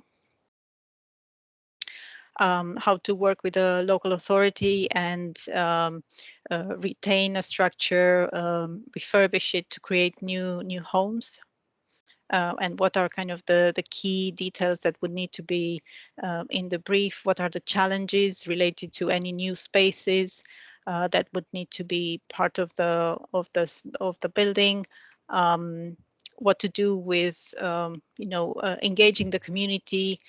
There's always a discussion about whether or not to decant existing tenants or users of a building when you do a retrofit. And basically having this discussion about the huge savings in embodied carbon by saving an existing structure. A shorter program, no waste from demolition, but also what are the challenges in terms of cost or phasing the approach, if that needs to be done in a step-by-step approach. And probably also I'd like to understand what are the challenges for working for something like a housing association on projects where there's a need to actually consult a lot of people, like we're doing on Kingsbridge Estate in London for 3 blocks, where there's a mixture of tenants and leaseholders, and we have several cycles of kind of engaging with the community to present various options, from doing nothing, refurbishing, deep refurbishment, up to demolish and build anew. And we're obviously trying to push for this option if we can, but there's always a discussion about what does that mean, what is the cost of refurbishment, what are the legal implications for whoever lives there, are the homes fit for purpose, how do you do that retrofit, how do you avoid disruption. So all of those kind of tiny little bit of details are key things that need to be addressed on a retrofit project. And also, it's good to understand how to persuade a client to actually keep and refurbish a building rather than demolish and do a new build if that is their initial brief. Having that early conversation with the client is super important to convince them that actually if you do some sort of winter garden approach, improve the flat size, but also avoid overheating and improve the fabric, and do an embodied carbon calculation to compare retaining versus demolishing, and also showing that the number of new homes would be higher by retaining, you can actually make this retrofit conversation work and convince the client that that's the way to go. I would also like to understand a bit more about this collaboration and working together across disciplines, because I, for one, I don't think I learned that much about it in school, about the fact that it's super important, and I learned so much by talking to service engineers, structural engineers, tradespeople on site, and even with other architects or people in academia, to get ideas, to understand things a bit better, and getting feedback from our other architects as to how they find, for instance, organizing sustainability workshops. Is that something they found useful? Is it something we should do more because it actually, helps with setting some targets and getting the client on board with various things? I think actually sharing that type of information is really important, and I wish somebody told me about it before or earlier. If I were an architecture student today, I'd like to know a bit more about performance in use and post-occupancy evaluation and what that means, and where to learn a bit more about it, so that I'm actually a bit more prepared for this, because it will become a part of the mainstream discussion from now on, actually being able to learn from completed projects and feed back into a new project. I think that's super important, and that type of understanding needs to happen early on. And I actually go and look for published reports on people's websites to see how they've done it, and to learn from that. I would also want to know that it's important to read the information that you're given. For instance, this is an amazing report that was done by one of our structural engineers, which is really good, but you might receive this with a lot of caveats from structural engineers, as in they do an embodied carbon analysis of different structures, but you need to always read the fine print and see, have they included foundations? Have they allowed for this? Have they excluded that? It's always good to see what the data that you're being presented with is based on. And if there are any things that are missing from one comparison to another, so that you're actually informed that the information you have is valid. And that can happen, for instance, with embodied carbon, where I've seen recently we were doing an audit of our projects, and the information that we have from various consultants varies so much. You might have stuff that's related to, for instance, raw materials to manufacturing, so A1 to A3, or which is cradle to this is just the material side, or you might have another analysis that looks for another project that looks at A1 to A5, which is cradle to gate, and another analysis that looks at the embodied carbon overall, including kind of bits to do with reuse or maintenance and so on. So the quality of the information that you are being given needs to be explored a bit. And that happens also with operational, with energy in use analysis. What is included in that data? Just maybe question what you are being offered. And this is an odd one. I thought I should add this because if I were an architecture student today, I would look into virtual reality for sure, because I think there's something about it in the future. And I think there is a point that basically we'll always need to experience a project in person, and we'll always need to go to a site, and we'll always need that materiality. But as any other tool where we want to present a concept, I think alongside, you know, having a drawing by hand or a perspective view from a computer, I think this will become something in the future, and I would want to be prepared for this. Just saying. And I would ask about universities' green credentials and actions. And this is something I've seen in the previous presentations, and I think it's amazing. I would ask about the existing building's performance. I would ask about whether the campus is fossil fuel free or on its way to become such. I would ask for any requirements that they have for new buildings on site, and transparency of data that's being produced by university. So just saying again. And I would want to understand my own impact in terms of carbon emissions. I would do a quick carbon footprint calculator for myself. This again is from Glasgow. Very simple, but very powerful. And yes, this is something that's been covered already. I want to know the impact of my own voice, definitely. So systems thinking, circularity, retrofit, performance in use, and ask your university and make your voices heard. I think that is me with a few resources here from Letty.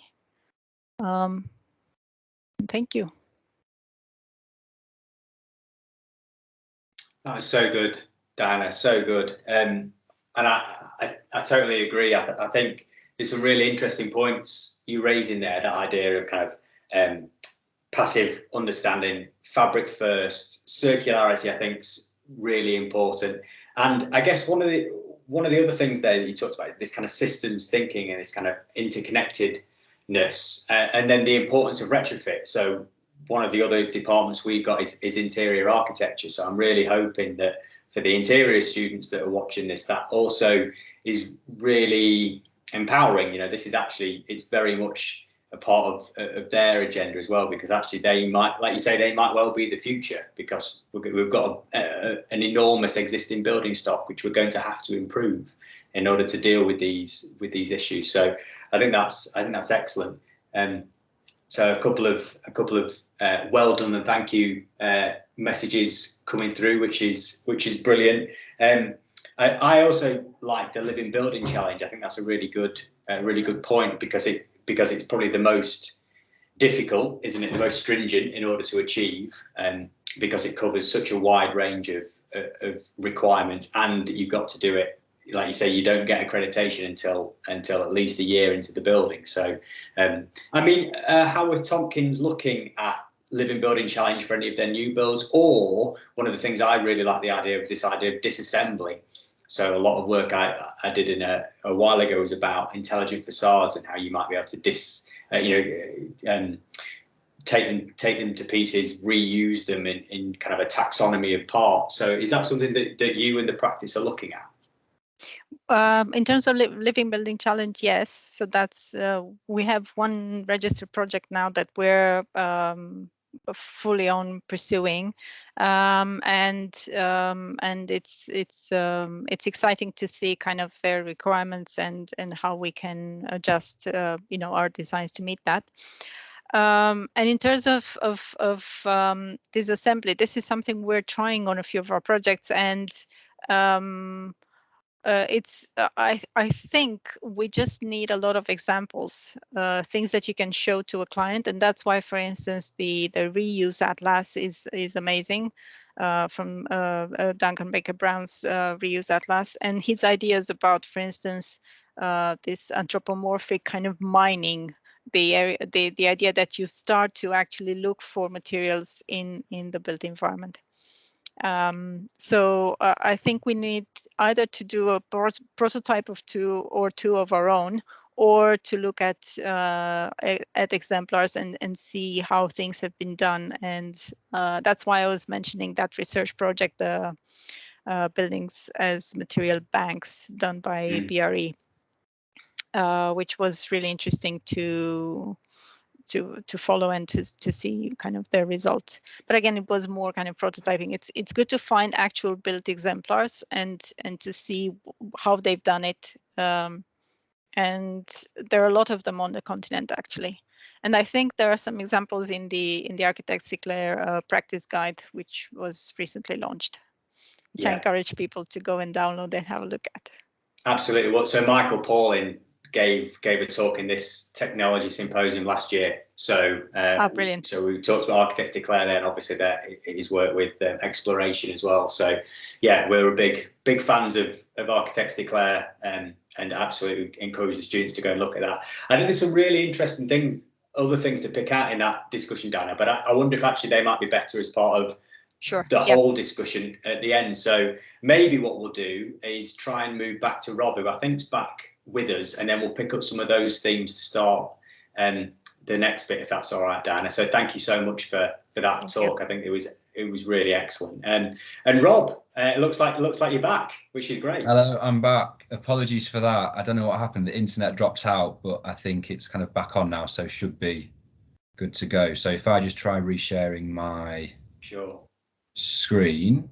We were at that point, exactly that. That's what I was going to say. We're at the graph. So back with you, Rob. Thanks so much.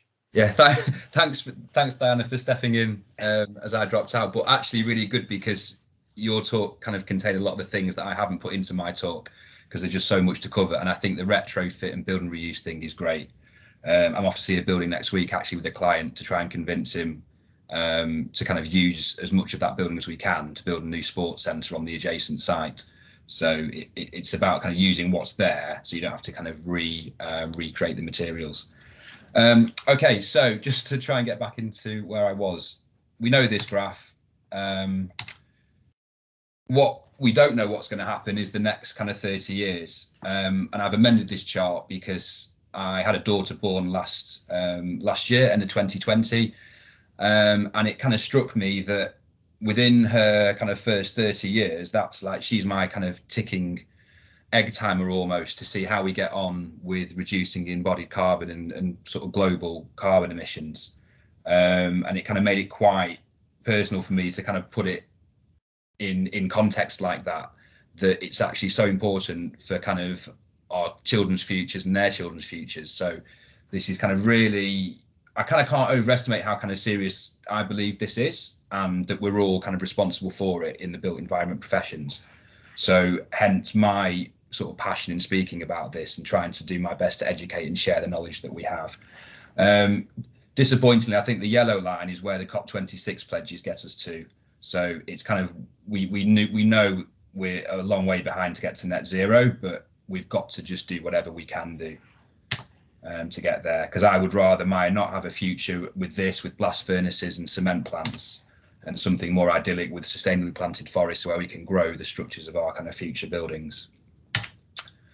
So we've heard a lot about embodied carbon. That's kind of my bag here, really. Embodied carbon can be up to 50% of a total life cycle carbon of a building. As Partel got more stringent about 10 years ago, the fabric of the building, the insulation, the air tightness all got really tight. So operational carbon actually has been reducing over the past kind of 10, 15 years, whereas embodied carbon has kind of stayed at this big lump that you have on day one. And it's not good enough to say, I've got a concrete building and I'm going to expose all the concrete for thermal mass and reduce your services, because you've got a big lump of embodied carbon on day one, so you're kind of losing from the start. Embodied carbon, I think that's been covered well enough. This is a typical life cycle of a precast concrete element from kind of birth to being put in the building. And then there is a big discussion about what happens at the end of the design life and how it's deconstructed and potentially reused. I think it's really important actually with digital tools like BIM, Revit.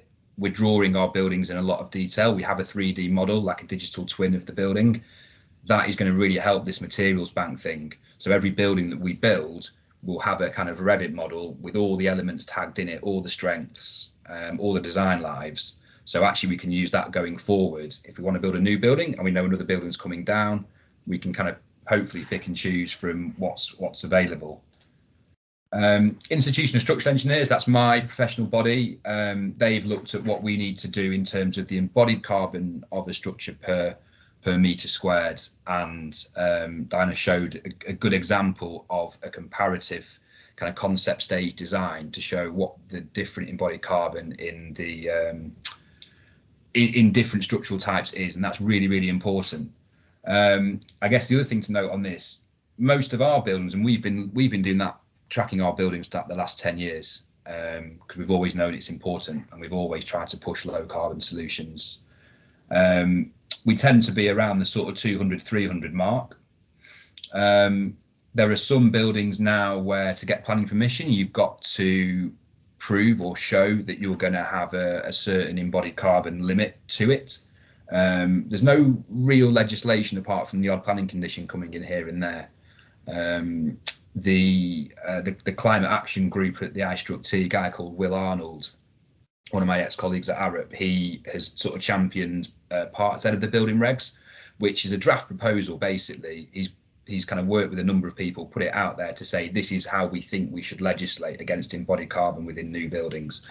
I think it would be great if that came into play. I think it has to, otherwise no one has a reason apart from just sort of moral conscience to reduce their embodied carbon, because developers don't particularly want to pay more. If there's no bottom line in it for them, why will they develop? So it does need that legislation putting in place. To get to these really low numbers, that's where you're looking at building reuse, getting down to 50, even 0, and offsetting. That's where you're going to reuse the buildings. But I think it's something like 80% of the buildings we're going to need in 2050 in the UK already exist. So the retrofit reuse thing is going to be massive. So to use an example of kind of one of our approaches, Wimbledon College of Art, this we had a really good client in this building, it's worth saying, from University of the Arts London, and he just wanted to create a sustainable building. He didn't want to go down the line of BREEAM, because BREEAM is definitely box ticking, definitely adding costs, and you're not actually creating something potentially more sustainable. I'm a huge cynic of BREEAM, so we just set out to do the right thing from the start. Every project we do starts with a pen and paper, blank sheet of paper. We don't like to just churn out what we did before. We want to give it that holistic thinking. We want to get the design team around the table and talk through what the goals for the building are, what are the drivers, what are the key requirements, and out of that will come the concept options, and out of that you'll hopefully get to the right solution, which is a holistic fit for that particular situation. I find that so important. So floor slabs are basically the most carbon heavy part of the building. Columns generally tend to be a smaller proportion. So just taking the floor slab as an example, what do we need it to do? It's got to hold you up. It's probably got to be a fire compartment, so you have fire separation between two spaces. You've probably got to have good acoustics between the spaces, airborne and structure-borne. Low weight's a good thing, so you're not stacking up loads of floor plates and having massive foundations. Thermal mass can be very useful to create passive cooling and reduce the operational demand. And aesthetics as well. You know, if you have a certain idea for the look of your building, or you want to expose the structure, aesthetics can be very important. So we weigh up all of these things when we're working out what floor slab type we could have. And I won't go through kind of all the options, but for this particular building, we knew we wanted to go sustainable, and we knew thermal mass would be useful, but we also know that concrete is very carbon intensive. There are ways to reduce the embodied carbon of concrete, cement replacements, etc. Still very carbon heavy, but it would be very good for the internal environment of the building if the concrete was exposed. On the other hand, you go timber, lovely, lightweight, smaller foundations, sequestered carbon, because as the trees grow it absorbs CO2, and you can offset that if you have a kind of deconstruction plan for the building. Aesthetically pleasing, you know, wooden buildings help with the well-being of those that use them, but not so good thermally. Could well be subject to overheating, and so you need a lot of mechanical ventilation. So we looked at the options, and we fed this through the thermal model with the services engineers that we worked with. And what we found was, obviously, we know the concrete building is going to be good, the timber building is going to be bad. But actually, what happens if we combine the two? And what happens if we tune the concrete to just the depth we need to provide the thermal mass to make these services more efficient? And we found that rather than a 300 mil thick concrete flat slab, you only need about the bottom 75 of that to create the thermal mass. So we said, okay, if we shape our building around 75 mil precast planks on the roof and in the floor, and then we put in timber at the right centres to support a 75 mil thick biscuit of concrete, the sequestered carbon in the timber offsets the carbon that's in the concrete. You're getting good acoustics, you're getting good fire separation, you've got your thermal mass. We also put in cement particle board around the walls just to kind of boost the thermal performance as well. But you've essentially got a very lightweight, aesthetically pleasing timber building, but with just enough concrete to do all these other jobs. So we're looking to getting the materials to do more than one job.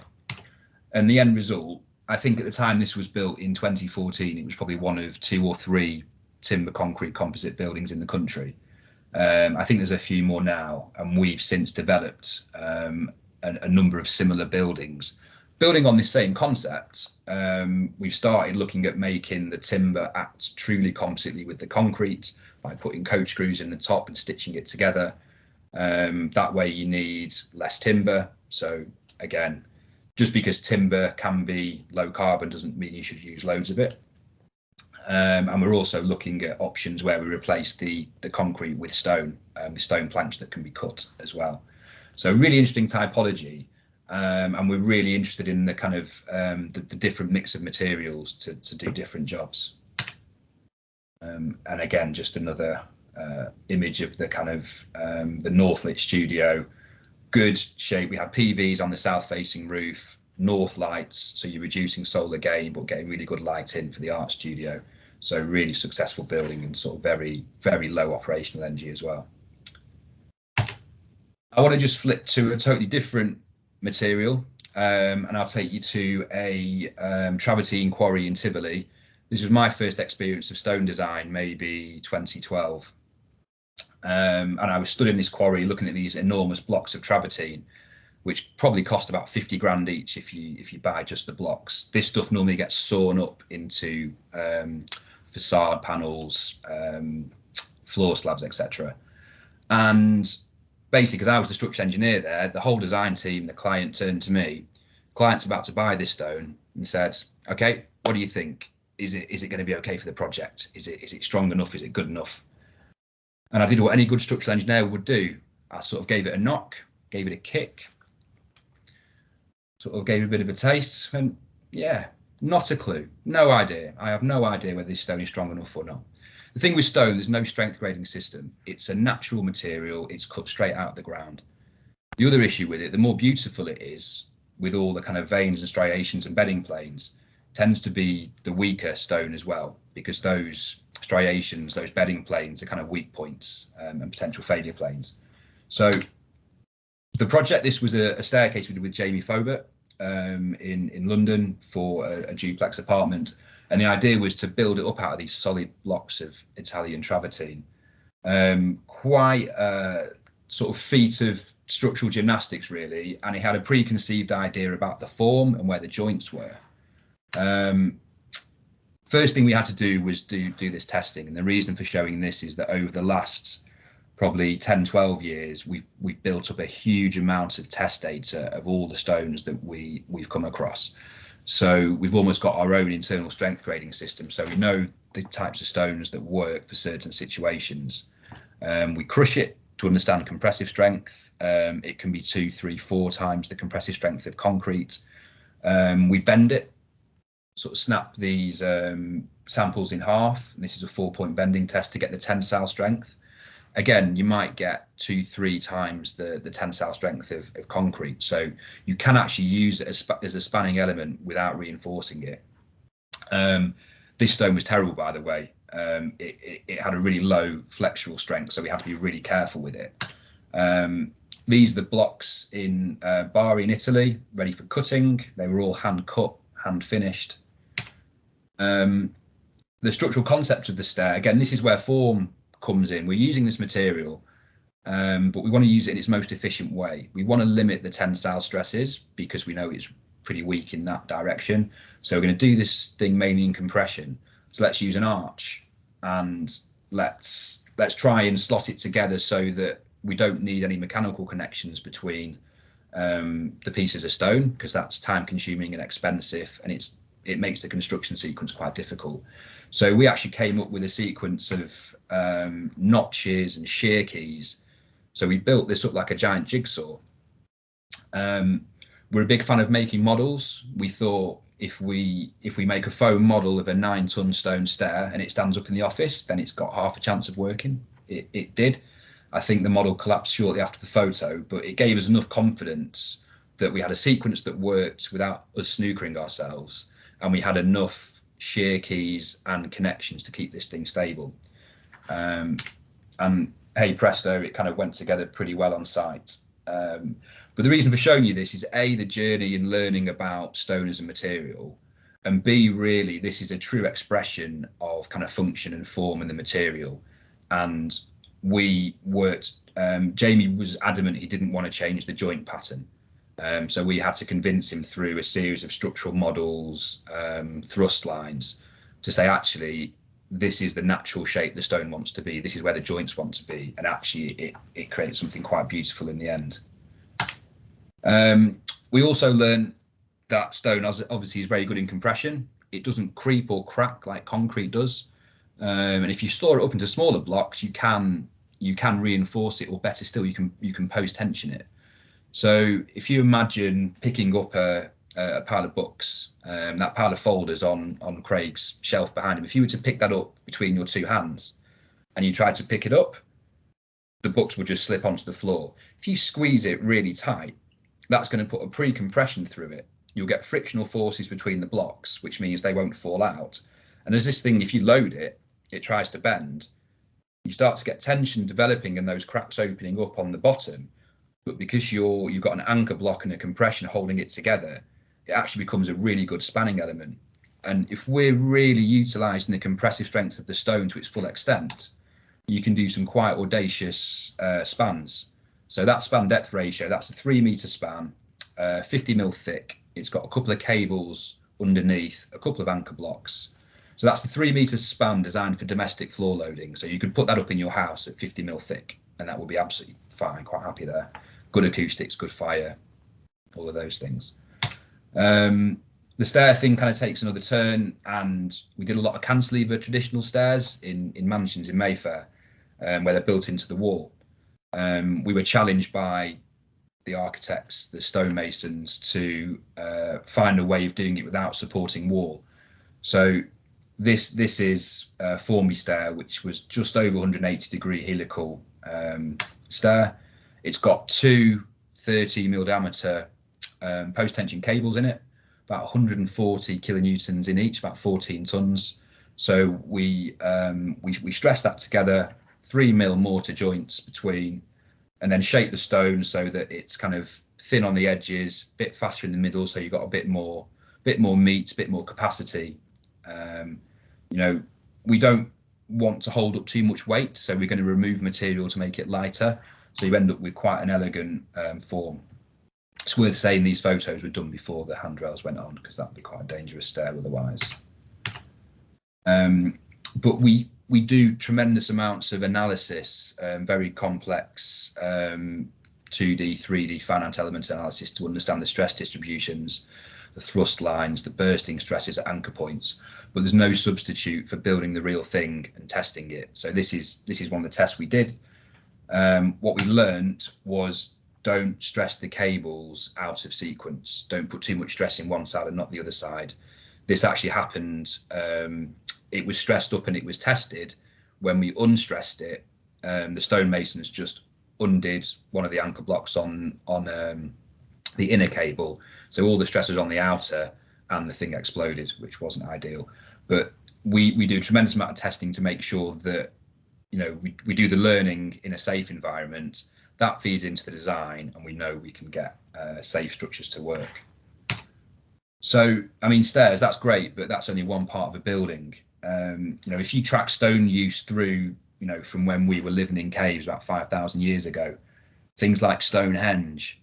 I mean, even Stonehenge was a massive technological advancement of its time to get the manpower, you know, to cut the stone, to transport it, to lift it into position. No one knows how it was done, but it was massively ahead of its time.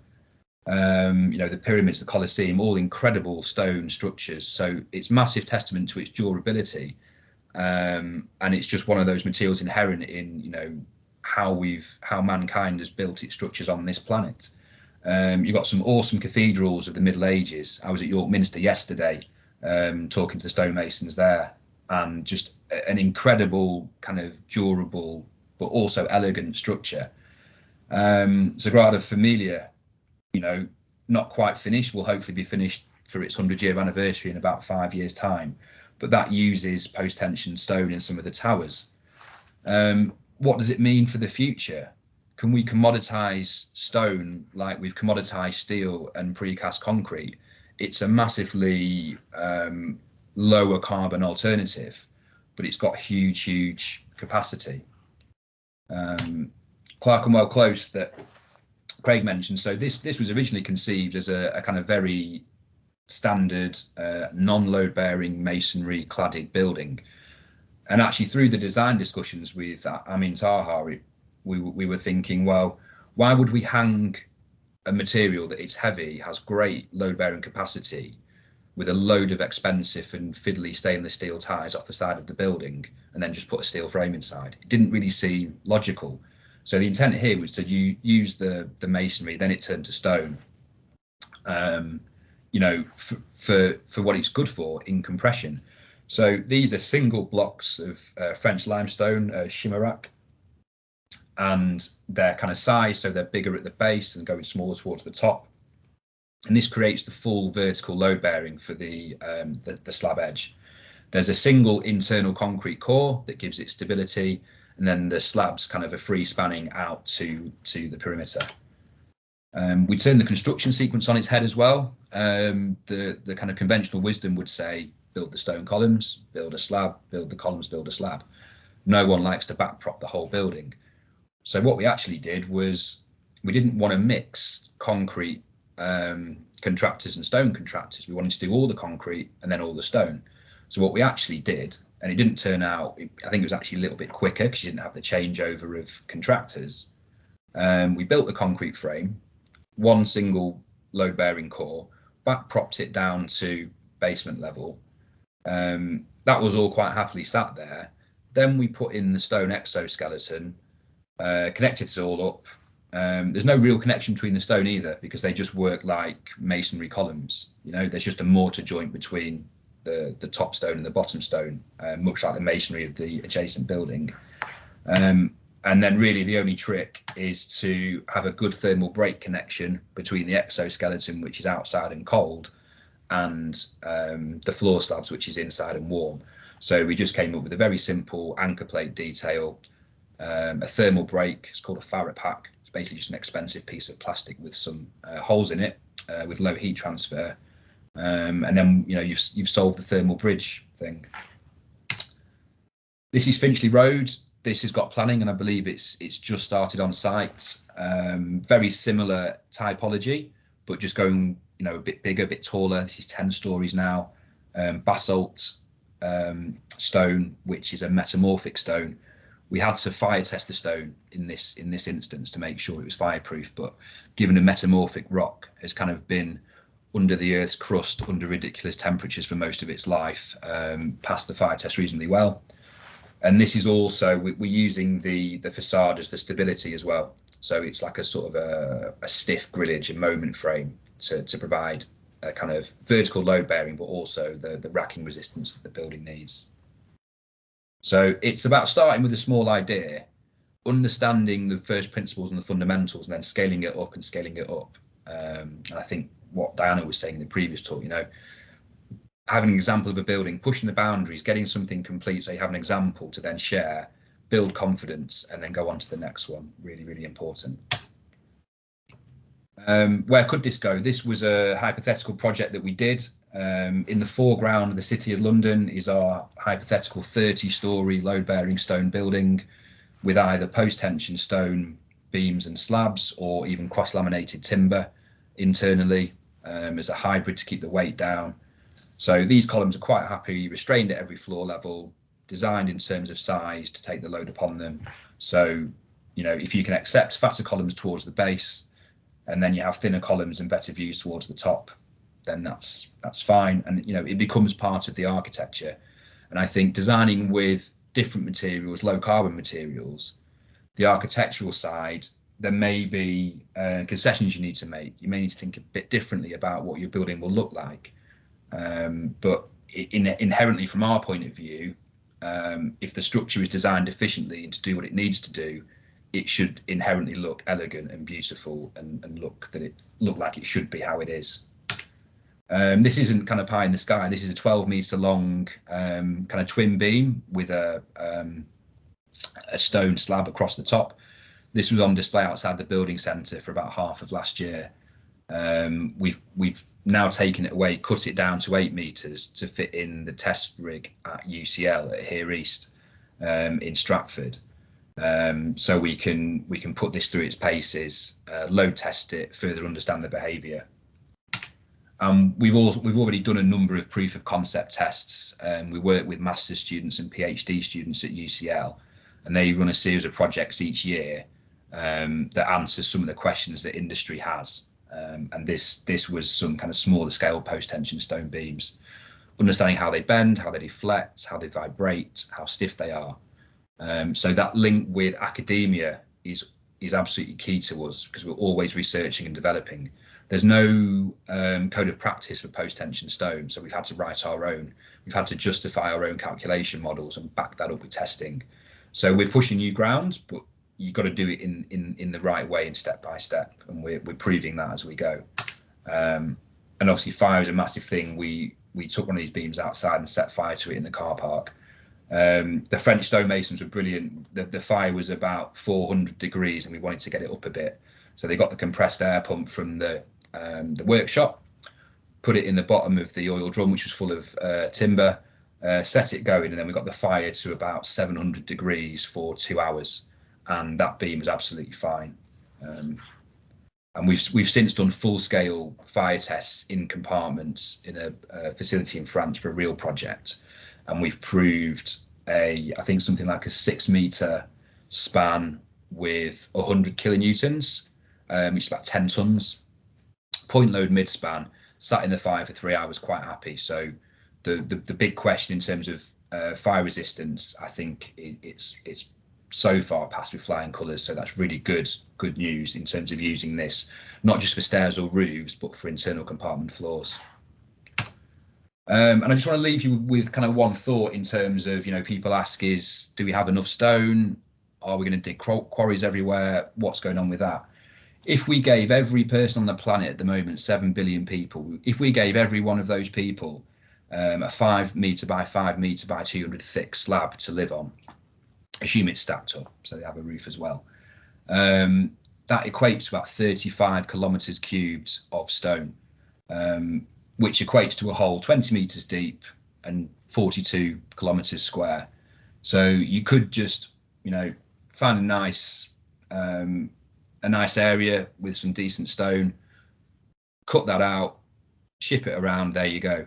it's also equivalent to about a Ben Nevis size mountain.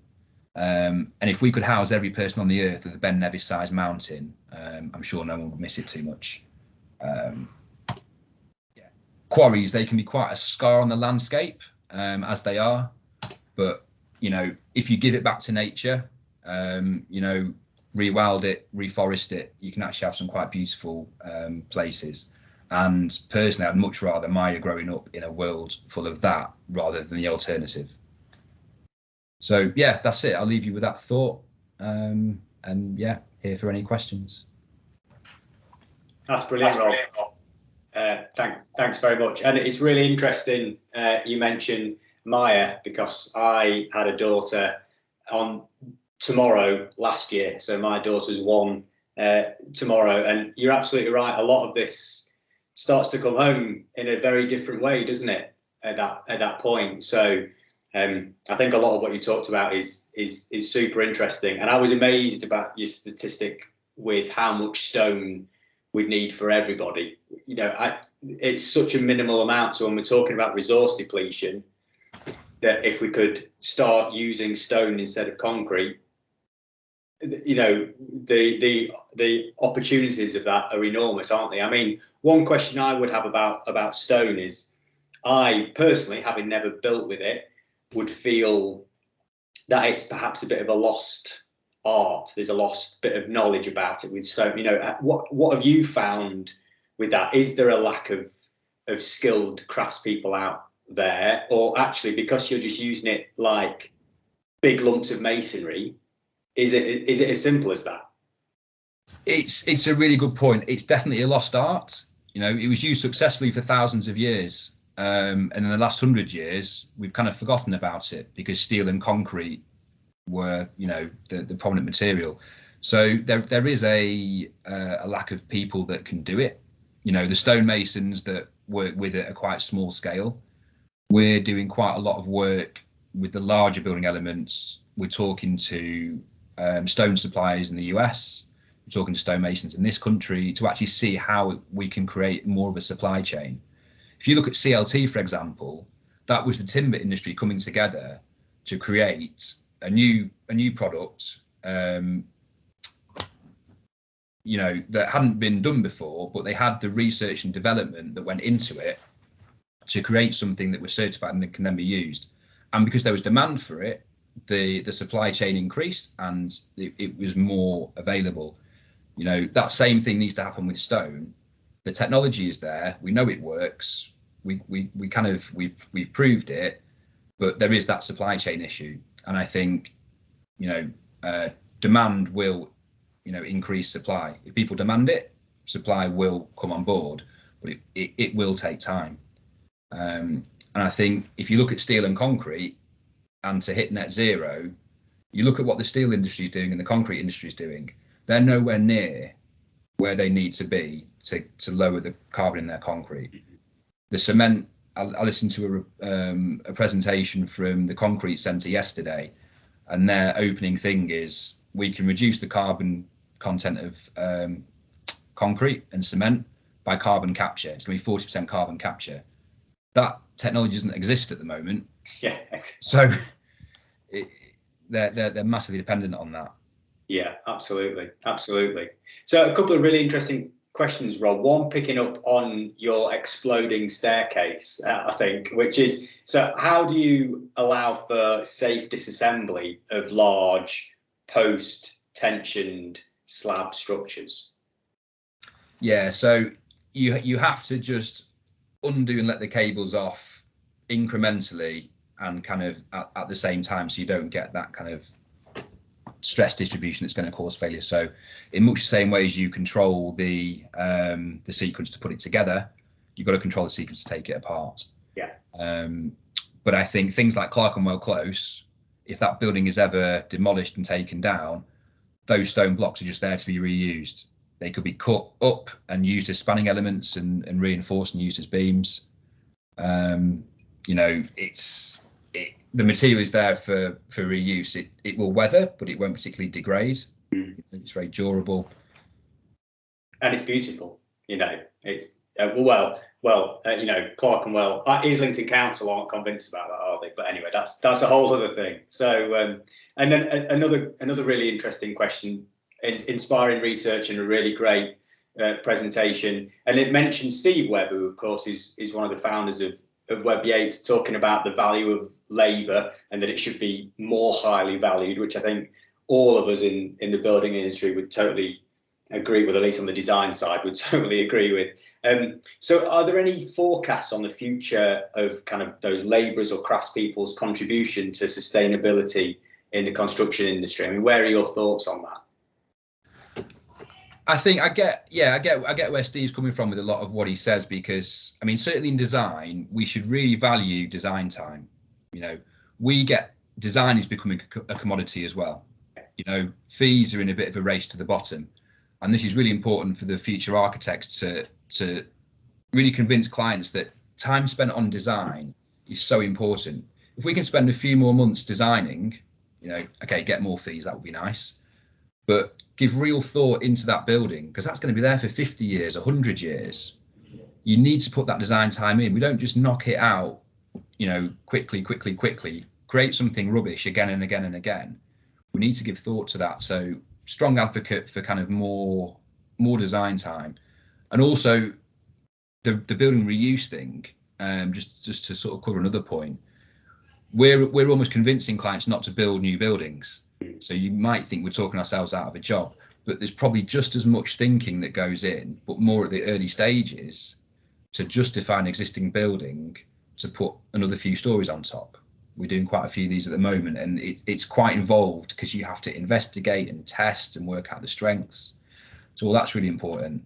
But yeah, I think we'd love to see you take the Eladio d'Este and Pierluigi Nervi buildings. You know, cheap labour, lots of it. You know, those guys were very proud of, no doubt, what they produced, and you get some beautiful, elegant structure. So you put the manpower in to build those things, but you can use minimal material.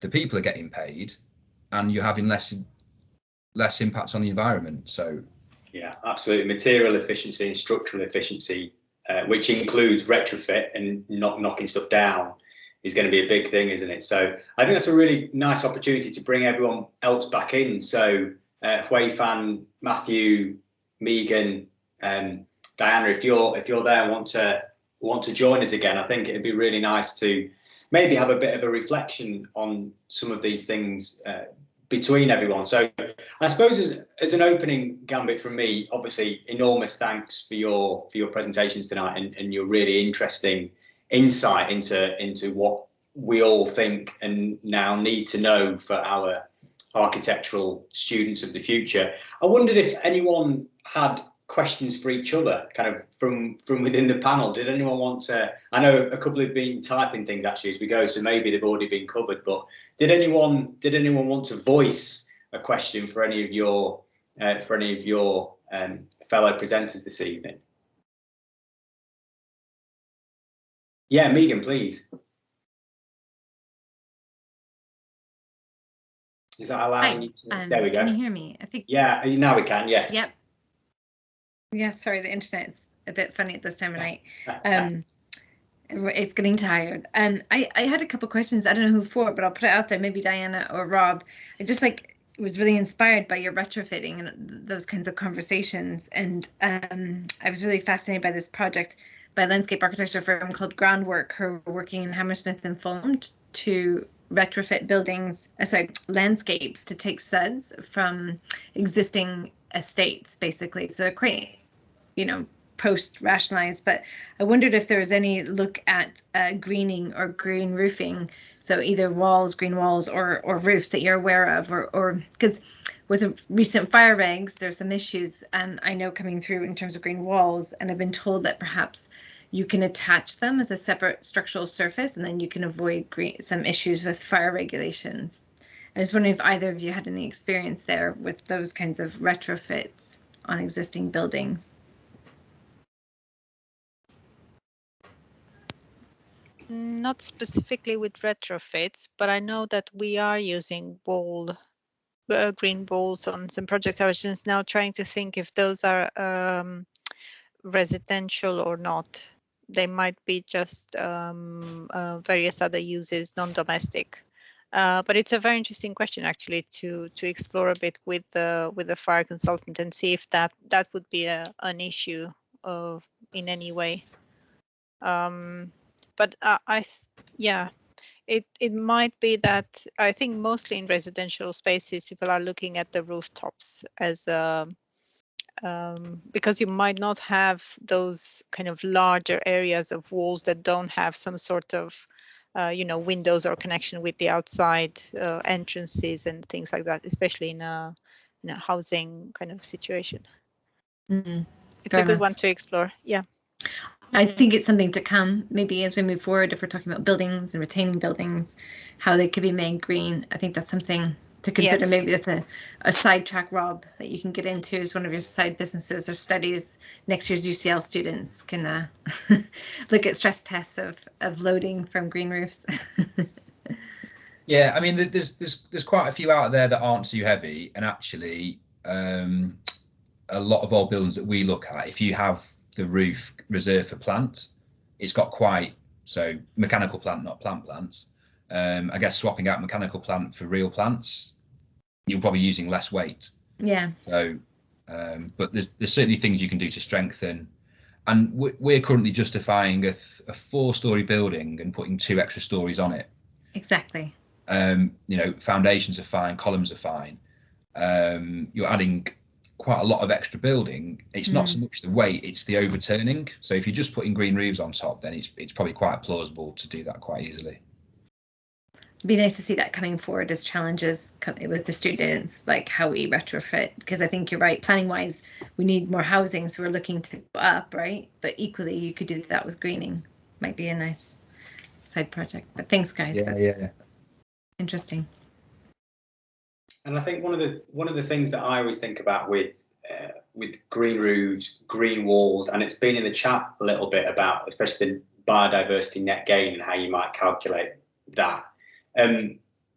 Is then the roles of different technologies. So if we include biodiversity as a technology, a low tech technology versus kind of high tech carbon capture, etc.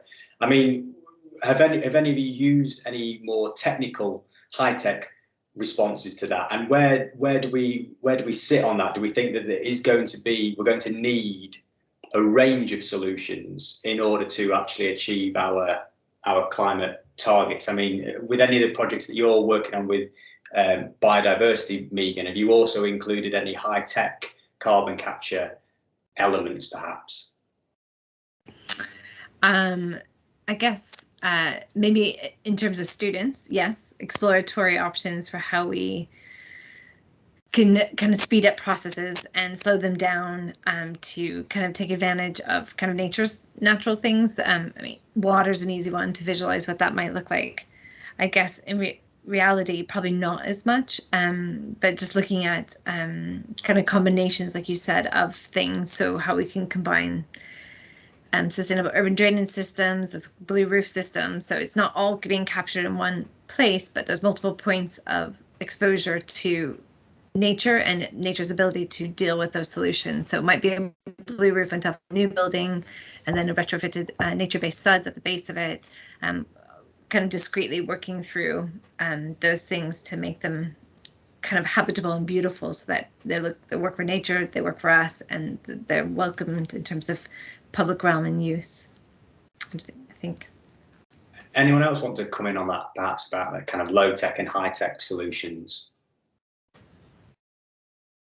They might be more sustainable if they're low tech and easy to kind of I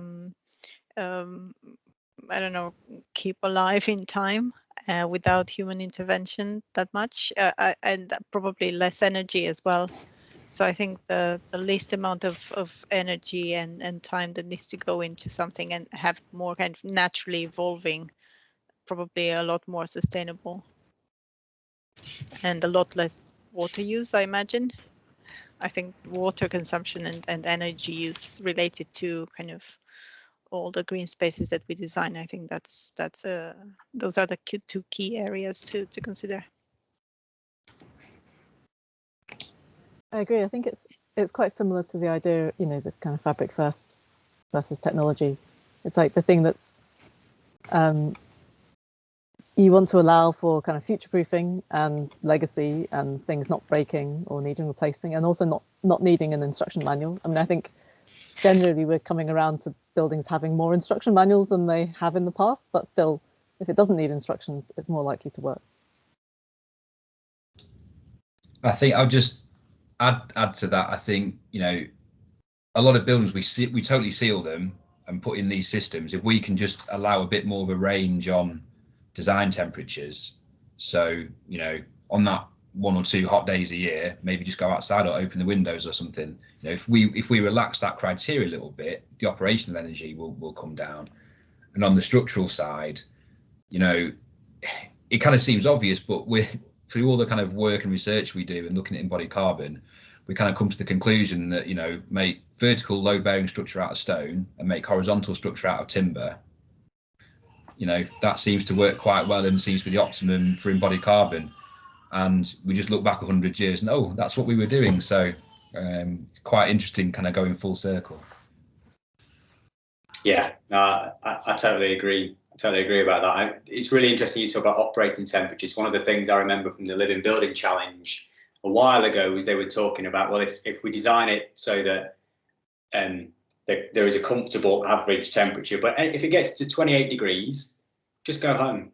It'll, if you design a building properly, in most environments, you'll lose 5 to 10 days a year. And actually, in terms of the cost to the company of maintaining a zero energy working environment in terms of heating and cooling, that 5 days of your staff going home and having a better work-life balance is actually going to be far more beneficial. So I think you're really right, Rob. I think actually it's this whole circularity is the word you used, Diana, and actually that spills out into everything. It's not just the building process, the design, the material, but actually then becomes this holistic thing about people, and it becomes about society, which is what ACAN were talking about. And actually, if you think about everybody, and if everybody's having a better time using less energy and is more, in a greener environment, it just kind of makes sense, doesn't it? So yeah, it feels like we're all pushing at the same door there.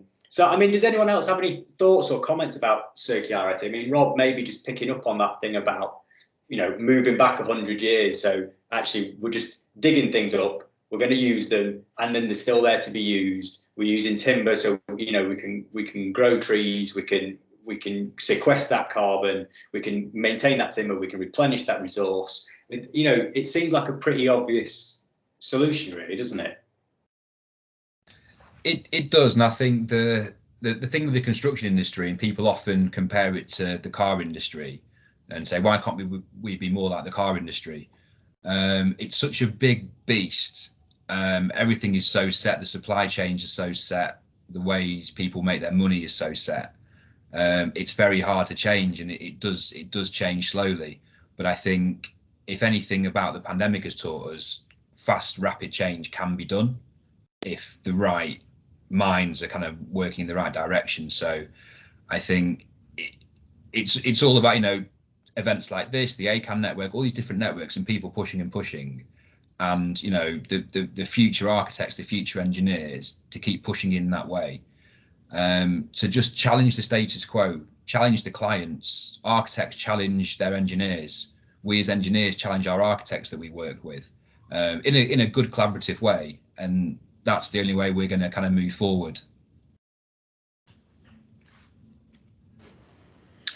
I guess Rob's coming to it from a slightly different angle to me. I mean, I think for me, stone has been the building blocks of every project we work on as landscape architects. It's something that we know a lot about, and how it works and what happens to it, how it dirties, how it cleans, how it takes frost or not.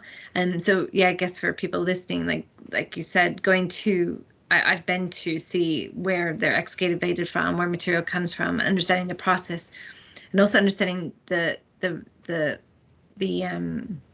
offcuts, the waste that goes with how we design. So trying to consider that we're not, we're designing in simple ways that allows for the maximum amount of material to be used efficiently is probably something to consider. And I don't know if you're aware of it, but for landscape architects, there's a Marshall's produce a carbon calculator where you can see the carbon footprint of the materials we specify. So I can drop that into the chat. But obviously, considering what your kind of the character and the heritage of your area, like we all sit on the bedrock, you know, where that material comes from can very much be a vernacular approach to bringing it from nearby. So it's not a material that's brought in from a foreign source, but it's actually a material that's representative of the heritage and the character and the people of that area, both in the present and past, and therefore helps kind of do a nuanced approach to delivering aesthetics and to make it feel like it belongs to that community and that place. Yeah, absolutely. Wait, were you going to say something? It just Megan, what you were just saying just then about specifying stone, it reminds me. I read this piece, and actually I've been trying to look for it for ages, and I just couldn't find it again. One of those really annoying things when you find something on the internet. And it was some trade body of to do with stone supply in the UK, and it was talking about how much wastage there is in stone, and how actually if architects just changed how they specified stone, and it isn't to do with a kind of an actual flaw in the stone, but it's just a kind of aesthetic. So if architects just change, and it's interesting how those things are really a kind of, it's interesting to think about that as a kind of cultural shift, right? If we appreciate that stone isn't a man-made material, but comes with different colors and kind of visual variations, and this isn't to do with stone having kind of cracks in it or kind of structural flaws, but just a visual thing. There could be so much less wastage, and we could be making so much more of that stone that's coming out of. I always find it really interesting when you have building materials, because so many of them are sort of mineral. This idea that it's coming out of the ground, and usually it's not the ground that's under your feet, but it's the ground, you know, hopefully as locally as possible. But it's made out of the ground. It's incredibly visceral, and a huge amount of that stuff that we take out of the ground is thrown away at the moment, or you know, it's kind of downgraded. And just a very minor shift in the way that architects and specifiers think about what that material should look like could make a really big difference. And just to add to that, exactly, is that by visiting the manufacturers, you understand the parameters, and that's why it's useful to go to A, where it's harvested from, but B, to talk to them. It's like, what are your machine's capabilities? And then you understand, oh, I see. So you take a block that's this big and you cut it into these sections. You start to immediately understand the issues with wastage, and it sets your parameters for how you specify your stone.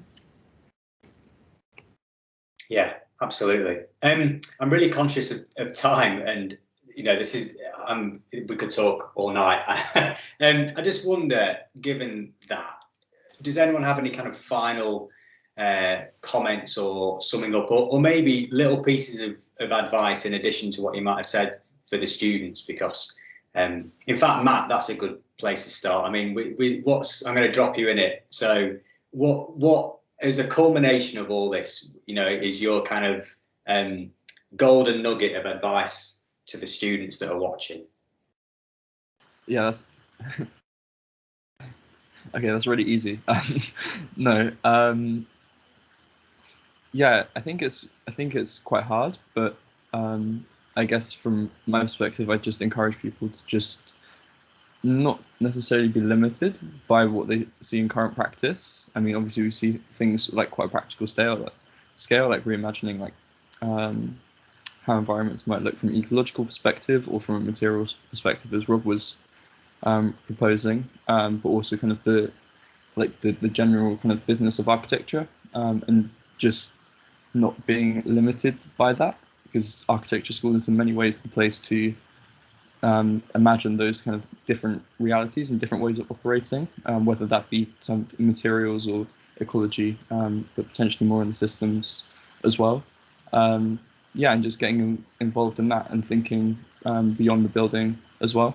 Obviously, we kind of had quite a building focus, but there are great projects where, for example, in Norway, you have architects, engineers, ecologists, politicians kind of working on like ideas of landscape healing, where you kind of clear up waste, and kind of like a rewilding type idea as well. So it's not really architecture in a traditional sense, but it's involving architects and architecture students. So yeah, just kind of focusing on all of these things as well.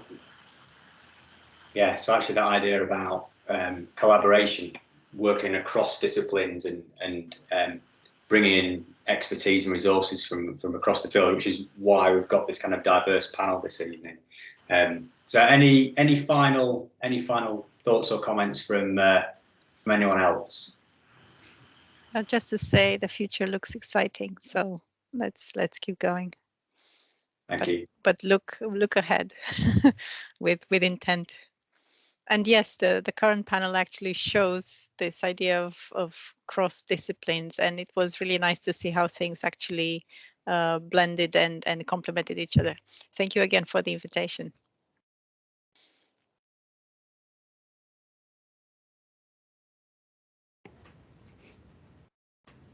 I too, I guess. Oh, go ahead. Sorry. No, Craig. Megan, I was just gonna say. Oh, good.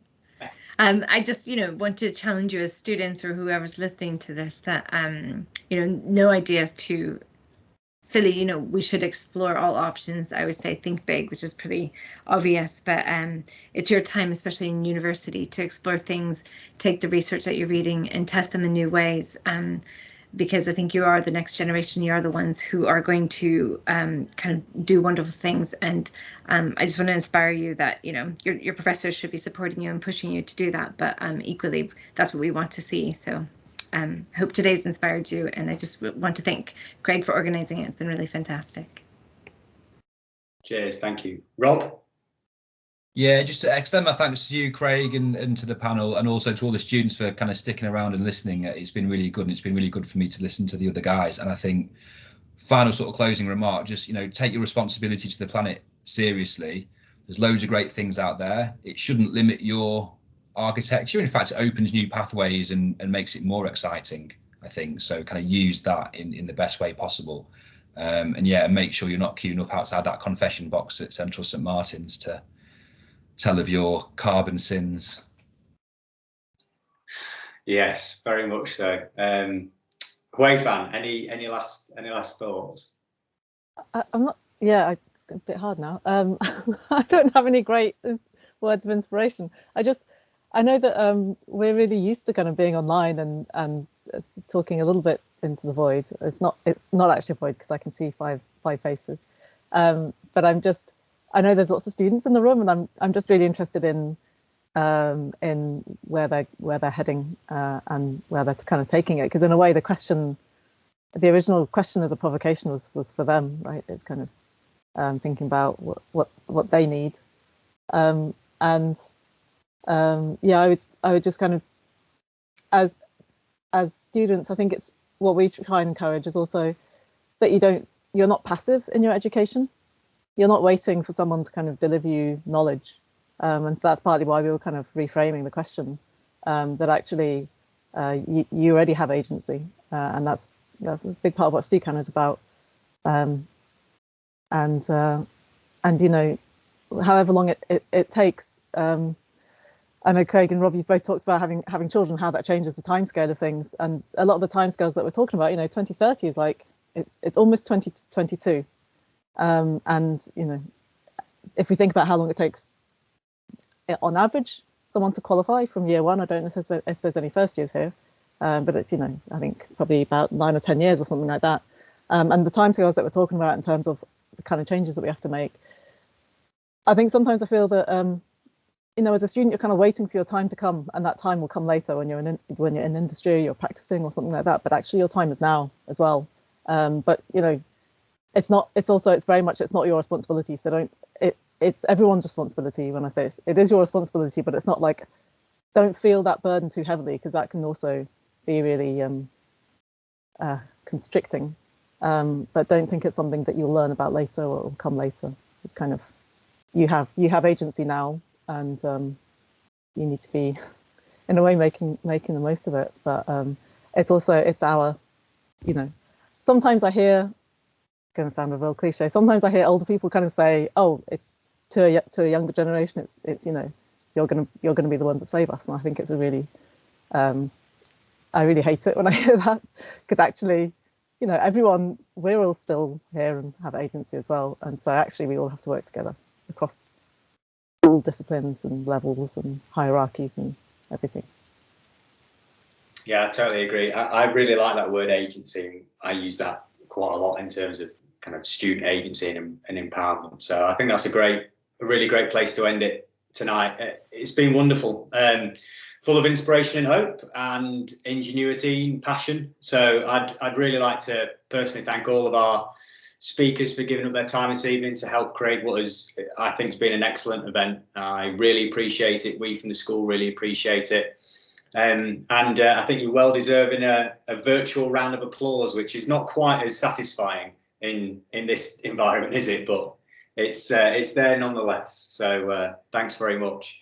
I think I should also say thank you to everyone that's joined us tonight. Staff, students, we've still got near on 100 people with us past 8 o'clock. So alumni, professionals, friends, really hope you've enjoyed it as much as I have. I've videoed tonight's proceedings, so I'll make that available shortly. I'll email a link round to everybody along with all of these web links that we've been putting up tonight, and then that will go on our school website and our YouTube page. So feel free to look back and watch this again. And to all of our students, let's continue this discussion. Let's continue this debate. I'd encourage you to all get involved with our new LSA CAN group. Please complete that survey that you've been sent, and let's use it as a starting point for discussion rather than this being a standalone event. So a final thanks to all our presenters, and a good evening to everyone. Take care and goodbye. Thanks very much. Thanks. Bye. Cheers.